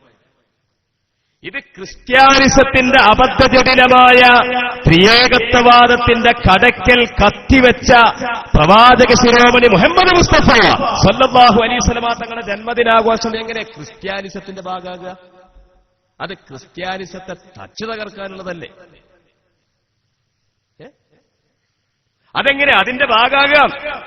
ഒരു മനുഷ്യനൊരു വാക്ക് ഒരു മൈക്കിലൂടെ പറയുമ്പോൾ അതിന്റെ പിന്നിലൊരു അബദ്ധമുണ്ട് എന്ന് അല്ലാഹു തആല തന്ന തലച്ചോറുണ്ട്. എൽമില്ലെങ്കിലും തലച്ചോറ് എല്ലാവർക്കും ഉണ്ടല്ലോ, ഒന്ന് ചിന്തിച്ചൂടെ? അപ്പൊ അത് ക്രിസ്ത്യാനിസത്തിന്റെ ഭാഗമാണ് എന്ന് പറയുന്നത് വളരെ മോശമാണ്. പിന്നെ അദ്ദേഹം ചോദിച്ചൊരു ചോദ്യം എന്നെ വല്ലാതെ സങ്കടത്തിലാക്കി. എന്താണ്? റബീഉൽ അവ്വൽ പ്രവാചക ശിരോമണിയുടെ അപദാനങ്ങൾ വാഴ്ത്തി പറഞ്ഞുകൊണ്ട് ഈമാനിക സമൂഹം നബിദിനം ആഘോഷിക്കുമ്പോൾ, മൗലിദ് പാരായണം ചെയ്യുമ്പോ നിങ്ങൾ ആരെങ്കിലും അന്ന് സുബഹി നിസ്കരിക്കുമോ എന്നാ ചോദ്യം. അന്ന് നിങ്ങൾ ആരെങ്കിലും ളുഹ്ർ നിസ്കരിക്കുമോ? അന്ന് നിങ്ങൾ ആരെങ്കിലും മഗ്രിബ് നിസ്കരിക്കുമോ? അന്ന് നിങ്ങൾ ആരെങ്കിലും ഇശാ നിസ്കരിക്കുമോ? അപ്പൊ ഇയാളെ വിശ്വാസം എന്താണെന്നറിയോ? റബീഉൽ അവ്വൽ സുന്നിയാളാരും 5 നേരം നിസ്കരിക്കലില്ല. റബീഉൽ അവ്വൽ 12 അന്ന് സുന്നികളാരും 5 നേരത്തെ നിസ്കാരക്കാരല്ല. നഊദുബില്ലാഹ്. ഇത് ശവത്തിൽ കുത്തുന്നതിനപ്പുറം അല്ലേ, സങ്കടപ്പെടേണ്ട വിഷയല്ലേ? നമ്മളെ സംബന്ധിച്ച് നിസ്കാരം ഒഴിവാക്കുന്നവരാണ് എന്ന വിമർശനം, ആക്ഷേപം. ഒരു മനുഷ്യൻ ഒരു നാട്ടില്, ഈ നാട്ടുകാർ പറയാണെങ്കിൽ തിരക്കടില്ല, ഏതോ ഒരു നാട്ടുകാരൻ ഈ നാട്ടിൽ വന്നിട്ട് പറയാണ്, ഈ നാട്ടുകാർ കേൾക്കാനില്ലെങ്കിലും ഈ നാട്ടിൽ വന്നിട്ടാണല്ലോ ഇത് പറയുന്നത്. എന്റെ പ്രിയപ്പെട്ട സഹോദരന്മാരെ, അതുകൊണ്ട് തന്നെ വളരെ മോശമായ പരാമർശമാണത്, വളരെ തെറ്റായ പരാമർശമാണ് ആ മനുഷ്യൻ നടത്തുന്നത് എന്ന് വളരെ വ്യക്തമായി നമ്മൾ മനസ്സിലാക്കണം. പിന്നെ അദ്ദേഹം പറയുകയാണ്, എന്താ പറയുന്നത് അറിയോ? നമ്മൾ കാക്കക്കാരനോമാര് ചെയ്തതല്ല പിൻപറ്റേണ്ടത്, നമ്മൾ തെളിവ് നോക്കണം. എന്നാൽ തെളിവ് എന്താണെന്ന് അയാൾ പറയണില്ല. തെളിവ് എന്താണെന്ന് അയാൾക്ക് മനസ്സിലായിട്ടില്ല. തെളിവ് എന്ന് പറഞ്ഞാൽ എന്താണ്? 4 തെളിവുകളാണ് അല്ലാഹുവിന്റെ റസൂൽ ഇട്ടേച്ചു പോയത്.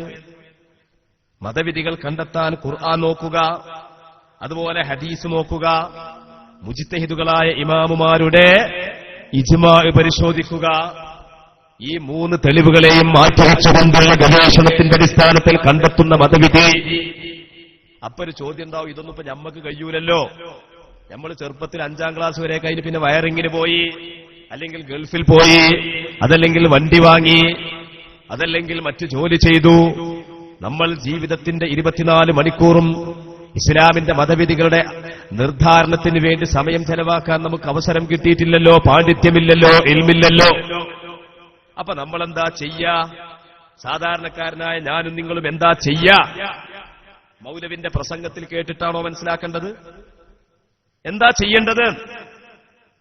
അതിന് അല്ലാഹുവിന്റെ റസൂൽ ഒരു മറുപടി പറഞ്ഞു. ഉലമാക്കളാണ് അമ്പിയാക്കളുടെ പ്രവർത്തനം അടുത്ത ഖിയാമത്ത് നാൾ വരേക്കുമുള്ള തലമുറയിൽ നടപ്പിലാക്കേണ്ടതെന്ന് മുഹമ്മദ് മുസ്തഫ സല്ലല്ലാഹു അലൈഹി വസല്ലം. അതിന് ഉലമാക്കളാ പണിയേൽപ്പിച്ചിട്ടുണ്ട്. സാധാരണക്കാർ ബേജാറാവണ്ട, ഞാനും നിങ്ങൾ ബേജാറാവണ്ട. ആലിമു ഖുറൈശിൻ യംലഉ തിബാഖൽ അർളി ഇൽമാ, ഭൂഖണ്ഡമാസകലം വിജ്ഞാനം നിറക്കുന്ന ഖുറൈശി പണ്ഡിതനായ ഷാഫി ഇമാമിനെ പോലത്തെ ഉലമാക്കൾ ആ ദൗത്യം നിർവഹിച്ചിട്ടുണ്ട്. അവർ കിതാബ് ഉണ്ടാക്കിയിട്ടുണ്ട്, ക്രോഡീകരിച്ചിട്ടുണ്ട്. ഖുർആന്റെ വിശദീകരണം, ഹദീസിന്റെ വിശദീകരണം, ഇജ്മാഇന്റെ വെളിച്ചം, ഖിയാസിന്റെ വെളിച്ചം, അതിന്റെ അടിസ്ഥാനത്തിൽ ഏതൊരു പ്രശ്നത്തിന്റെയും മതവിധി അവർ പറഞ്ഞിട്ടുണ്ട്.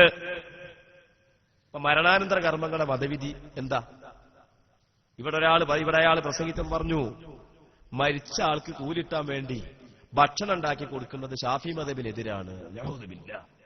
വല്ലാത്തൊരു മനുഷ്യൻ തന്നെ.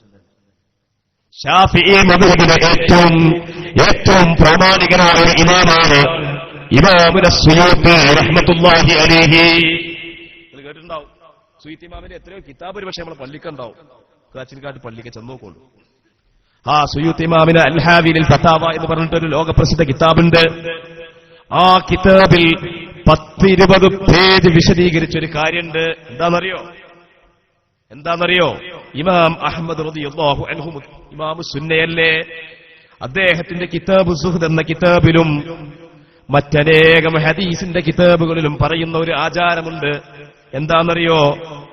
ഇന്നൽ മൗതാ യഫ്തനൂന ഫീ ഖുബൂരിഹിം 7 അയ്യാം വഫീ റിവായത്തിൻ 40 യൗമാ فكانوا يستحبون الطعام عنهم تلك الايام.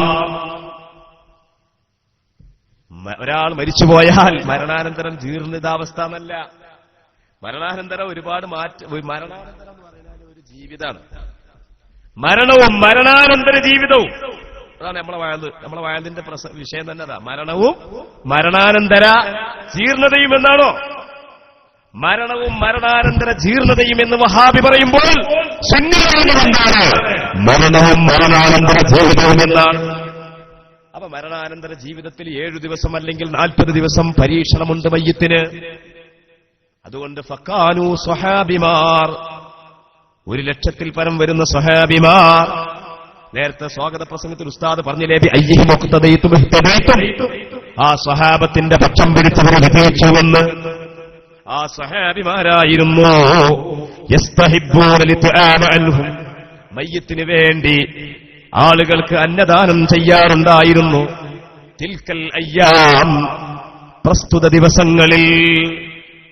എന്നിട്ട് ഈ സംഭവം 10-20 പേജ് വിശദീകരിച്ചുകൊണ്ട് ബഹുമാനപ്പെട്ട ഇമാം സുയൂത്തി തങ്ങൾ ഈ ഉപന്യാസത്തെ സമാപിപ്പിക്കുന്നത് എങ്ങനെയെന്നറിയോ? മക്കയിലും മദീനയിലും വിശുദ്ധ ഗേഹങ്ങളിൽ സ്വഹാബത്തിന്റെ കാലം മുതൽ കർഞ്ഞം വായത കർഞ്ഞായിട്ട്, കാബിറൻ കാബിറായിട്ട്, ഖലഫൻ സലഫായിട്ട്, തലമുറകളായിട്ട് മരണാനന്തരം മരിച്ചവർക്ക് വേണ്ടി ഭക്ഷണം നൽകുന്ന ഏർപ്പാട് നടന്നുകൊണ്ടിരിക്കുന്നു. ഇത് പറയാം, ഷാഫി മദ്ഹബുകാരതിനെതിരാണ്. ഷാഫി മദ്ഹബിന്റെ ഏതെങ്കിലും ഒരു കിതാബ് കണ്ടിട്ട് പറയുകയാണെങ്കിൽ തർക്കടില്ല. അങ്ങനെ എന്തെല്ലാം കാര്യങ്ങളാണ്. എന്റെ പ്രിയപ്പെട്ട സഹോദരന്മാരെ, മുഹിയുദ്ദീൻ ശൈഖ് റളിയല്ലാഹു അൻഹു സംബന്ധിച്ചൊരു പച്ചക്കളവ് പറഞ്ഞു. പച്ചക്കളവ് കഴിഞ്ഞ പേരാമ്പ്ര സംവാദത്തിൽ ബഹുമാനപ്പെട്ട അഷ്റഫ് ഉസ്താദിന്റെ നേതൃത്വത്തിൽ പേരാമ്പ്ര സംവാദം നടക്കുമ്പോ മുഹിയുദ്ദീൻ ശൈഖിന്റെ കിതാബേറ്റിന് വന്നു മൗലവി. അത് മറ്റേ ചേരിയുള്ള മൗലവിയാണ്. അയാൾ പറഞ്ഞു, മുഹിയുദ്ദീൻ ശൈഖ് പറഞ്ഞിട്ടുണ്ട് ഇസ്തിഗാസ ശിർക്കാണ്. ഞങ്ങൾ പറഞ്ഞു, മുഹിയുദ്ദീൻ ശൈഖ് റളിയല്ലാഹു അൻഹുവിന്റെ ഫത്ഹുർ റബ്ബാനിയല്ലേ നിങ്ങൾ വായിച്ചത്? ആ ഫത്ഹുർ റബ്ബാനി മാത്രം മുന്നിൽ വെച്ചുകൊണ്ടൊരു സംവാദം നടത്താൻ നിങ്ങൾ തയ്യാറുണ്ടോ? പിന്നെ മൗലവി മിണ്ടിയില്ല. എന്താണെന്നറിയോ? മുഹിയുദ്ദീൻ ശൈഖ് തങ്ങള് ഈ ഫത്ഹുർ റബ്ബാനിയിൽ പറയുന്നുണ്ട്. എന്ത് അറിയോ? കൈഫ തഖൂലു ലാ ഇലാഹ ഇല്ലല്ലാഹ് വഫീ ഖൽബിക കം ഇലാഹ്. ചെറുപ്പക്കാരെ ശരിക്കും മനസ്സിലാക്കണം, ഇത് എത്രയോ ചെറുപ്പക്കാരെ തെറ്റിദ്ധരിപ്പിച്ചൊരു വാക്കാണ്. വാട്സപ്പ് ഗ്രൂപ്പുകളിലൂടെ, ഫേസ്ബുക്ക് പേജുകളിലൂടെ എത്രയോ ചെറുപ്പക്കാരെ തെറ്റിദ്ധരിപ്പിച്ചൊരു പദപ്രയോഗമാണ് മുജാഹിദുകൾ സദാ തെറ്റിദ്ധരിപ്പിച്ചുകൊണ്ടിരിക്കുന്ന ഒരു പദപ്രയോഗമാണ് കാച്ചിൽക്കാട് വന്നിട്ട് ഈ മൗലവിയുടെ ആവർത്തിച്ചത്. കൈഫ തഖൂലു ലാ ഇലാഹ ഇല്ലല്ലാഹ് വഫീ ഖൽബിക കം ഇലാഹ്. നീ ലാ ഇലാഹ ഇല്ലല്ലാഹ് എങ്ങനെ ചൊല്ലും, നിന്റെ മനസ്സിൽ ദൈവങ്ങളല്ലേ? ആ മുഹിയദ്ദീൻ ശൈഖ് അത് കഴിഞ്ഞിട്ട് പിന്നെ എന്താ പറയുന്നറിയോ? നിനക്കൊരു ബുദ്ധിമുട്ടുണ്ടാകുമ്പോൾ, നിനക്കൊരു ഗ്ലാസ് ചായക്ക് ആവശ്യമുണ്ടാകുമ്പോൾ നിന്റെ ഭാര്യയോട് പറയണ്ട, അള്ളാഹിനോട് പറഞ്ഞാൽ മതി. എന്റെ അമ്മാനോട് ഒരു സഹായം ചോദിക്കണ്ട, അതൊക്കെ ശിർക്കാണ്. നിനക്ക് ഇപ്പൊ എനിക്കൊരു ഗ്ലാസ് വെള്ളം വേണം, ഉസ്താദെ ഒരു ഗ്ലാസ് വെള്ളം എടുത്തു തരുമെന്ന് പറഞ്ഞാൽ ശിർക്കാണ്. അബൂ ഹംസത്തുൽ ഖുറാസാനി റളിയല്ലാഹു അൻഹു പൊട്ടക്കിണറ്റിൽ വീഴുകയാണ്. ആ പൊട്ടക്കിണറ്റിൽ വീണപ്പോൾ ആളുകൾ അറിയുന്നില്ല. പിന്നീട് മണിക്കൂറുകൾക്ക് ശേഷം ഏതോ ഒരു യാത്രക്കാർ ഈ പൊട്ടക്കിണറ്റിൽ ആളുകൾ വീഴാതിരിക്കാൻ വേണ്ടി അതിന്റെ മുകൾ അടച്ചിടുകയാണ്. അപ്പോഴും അബൂ ഹംസത്തുൽ ഖുറാസാനി കിണറ്റിൽ നിന്ന് ഈ രംഗങ്ങനെ കാണുകയാണ്. പക്ഷെ വിളിച്ചു പറഞ്ഞില്ല. അബൂ ഹംസത്തുൽ ഖുറാസാനി അവിടെ തന്നെ ഇരുന്നു. അങ്ങനെ ആളുകൾ ആ കിണർ അടച്ചു പോയി. പിന്നീട് അതാ ഒരു മൃഗത്തിന്റെ കാലിറങ്ങി വരുന്നു. ആ കാലിത അദ്ദേഹത്തെ താങ്ങിക്കൊണ്ടുപോകുന്നു. കാട്ടിൽ നിന്നിറങ്ങി വന്ന ഒരു സിംഹമായിരുന്നു അത്. മഹാനായ ഇബ്രാഹിം നബി അലൈഹിസ്സലാമിനെ തീക്കുണ്ടാരത്തിലേക്ക് നമ്രൂദിന്റെ കിങ്കരന്മാരെടുത്തെറിയുന്നു. ജിബ്രീൽ അലൈഹിസ്സലാം വാനലോകത്തിൽ നിന്നിറങ്ങി വരുന്നു. എന്നിട്ട് പറയുന്നു, ഞാൻ അങ്ങയെ സഹായിക്കട്ടെയോ? ഞാൻ എന്താണ് ചെയ്തു തരേണ്ടത്? ഖലീലുല്ലാഹി ഇബ്രാഹിം നബി പറയാണ്, അമ്മാ ഇലൈക ഫലാ ഹാജത ലീ. ജിബ്രീലേ, എനിക്ക് അങ്ങയോടൊരു ആവശ്യവും ഇല്ല. ഇൽമുഹു ബിഹാലി അഗ്നാ അൻ സുആലി, ഇൽമുഹു ബിഹാലി ഹസ്ബി അൻ സുആലി. അല്ലാഹുക്കറിയാലോ എന്റെ അവസ്ഥ, ഞാൻ അങ്ങയോട് ഒന്നും ചെയ്തു തരാൻ പറയുന്നില്ല.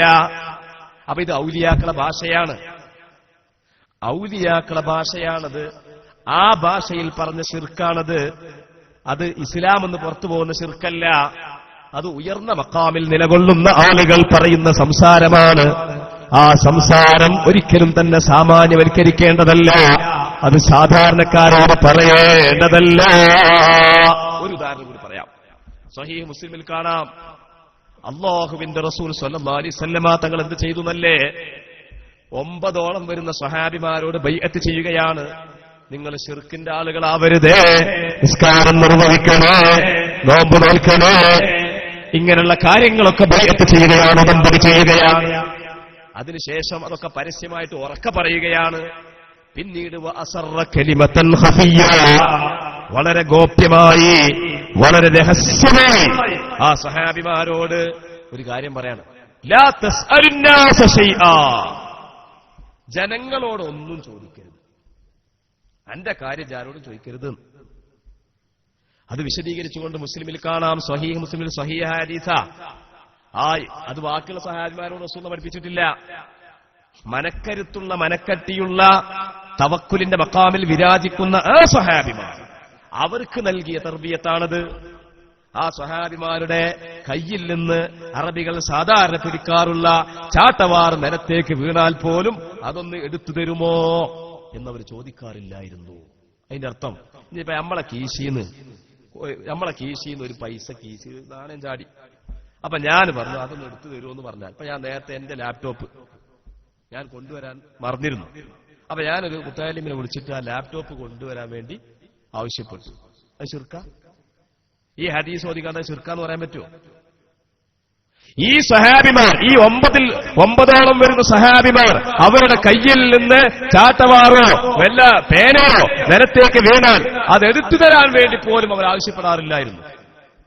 ആ ഹദീസ് ഓതിക്കാണ്ട് നാട്ടേരെ അതുകൊണ്ട് ആൾക്കാരോട് സഹായം ചോദിക്കുന്നത് ശിർക്കാണ്, ലാപ്ടോപ്പ് കൊണ്ടുവരാൻ വേണ്ടി പറയുന്നത് ശിർക്കാണ് എന്ന് പറയാൻ പറ്റും? എന്താണ് ഈ പറയുന്നത്? അപ്പൊ ഫതുഹുർ റബ്ബാനിയുടെ ഭാഷ മനസ്സിലാക്കണം, മുഹ്യിദ്ദീൻ ശൈഖിന്റെ ഭാഷ മനസ്സിലാക്കണം, 9 സഹാബത്തിന്റെ ഭാഷ മനസ്സിലാക്കണം, ഖലീലുല്ലാഹി ഇബ്രാഹിം നബിയുടെ ഭാഷ മനസ്സിലാക്കണം. അത് മനസ്സിലാക്കാതെ ശിർക്കാന്ന് പറയല. അതുകൊണ്ട് എന്റെ മുഅ്മിനീങ്ങളെ, ഇനി ഒരൊറ്റ കാര്യം കൂടി ഉറുക്കിനെ പറ്റി അദ്ദേഹം ഒരു സംശയം ചോദിച്ചിട്ട് ഒരു വലിയ നമ്മൾ ഈ ഉറുക്ക് എന്ന് പറഞ്ഞാൽ എന്താണ്? ഒരു കഷ്ണം ഉറുക്ക് എന്ന് പറഞ്ഞാൽ എന്താണ്? ഉറുക്ക് എന്ന് പറഞ്ഞാൽ ഒരു കഷ്ണം പേപ്പറിൽ ഖുർആനിന്റെയോ അല്ലെങ്കിൽ വിശുദ്ധമായ വേറെ ഏതെങ്കിലോ വചനങ്ങൾ എഴുതുക, എന്നിട്ടത് മടക്കുക, എന്നിട്ടത് വല്ല ലോഹ കൂട്ടിലുമാക്കിയിട്ട് ശരീരത്തിൽ എവിടെങ്കിലും കെട്ടുക, അല്ലേ? ഇതല്ലേ ഉറുക്ക് എന്ന് പറഞ്ഞാല്. അപ്പൊ ഇയാളെ സംശയം എന്താ വെച്ചാൽ, അങ്ങനെ ഉറുക്ക് കെട്ടിയാല് കക്കൂസ് പോകുമ്പോ എന്താ കാട്ടുക? കക്കൂസ് പോകുമ്പോ എന്താ കാട്ടുക? കക്കൂസ് പോകുമ്പോ എന്താ കാട്ടുക? ഉറുക്ക് കഴിച്ചു വെക്കണം. അതല്ലെങ്കിൽ ഉറുക്കെന്ത് ചെയ്യണം? ആ ലോഹ തകിടിന്റെ ഉള്ളിൽ പുറത്തേക്ക് വെളിവാവാത്ത രൂപത്തിൽ മറച്ചു പിടിക്കണം. ഇതിനൊക്കെ മറുപടി നമ്മളെ കിതാബിലുണ്ട്. അപ്പൊ ഇയാളെ സംശയം എന്താണ്? ഈ തങ്ങള് ഖുർആന്റെ ആയത്ത് കൊണ്ട് ഊതിയ നൂല് നമ്മളും കെട്ടുന്നു, നമ്മുടെ ഹൈന്ദവ സഹോദരന്മാര് ഒരു തരം കാവ്യവർണ്ണത്തിലുള്ള നൂലും കെട്ടുന്നു, തമ്മിലൊരു വ്യത്യാസമില്ല.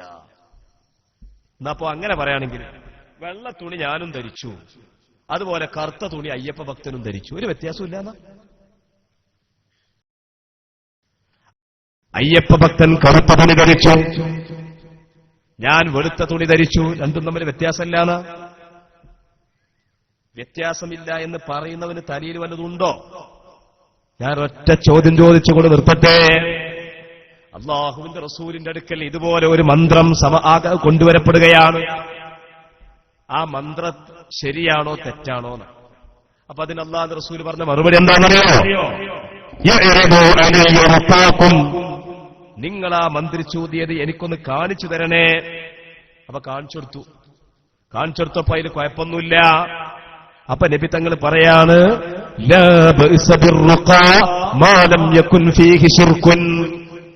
ബഹുദൈവ വിശ്വാസത്തിന്റെ വചനങ്ങളില്ലെങ്കിൽ മന്ത്രത്തിൽ കുഴപ്പം ഇല്ല, ഉറുക്കിൽ കുഴപ്പം ഇല്ല, പിന്നാണപെടുത്തിൽ കുഴപ്പം ഇല്ല.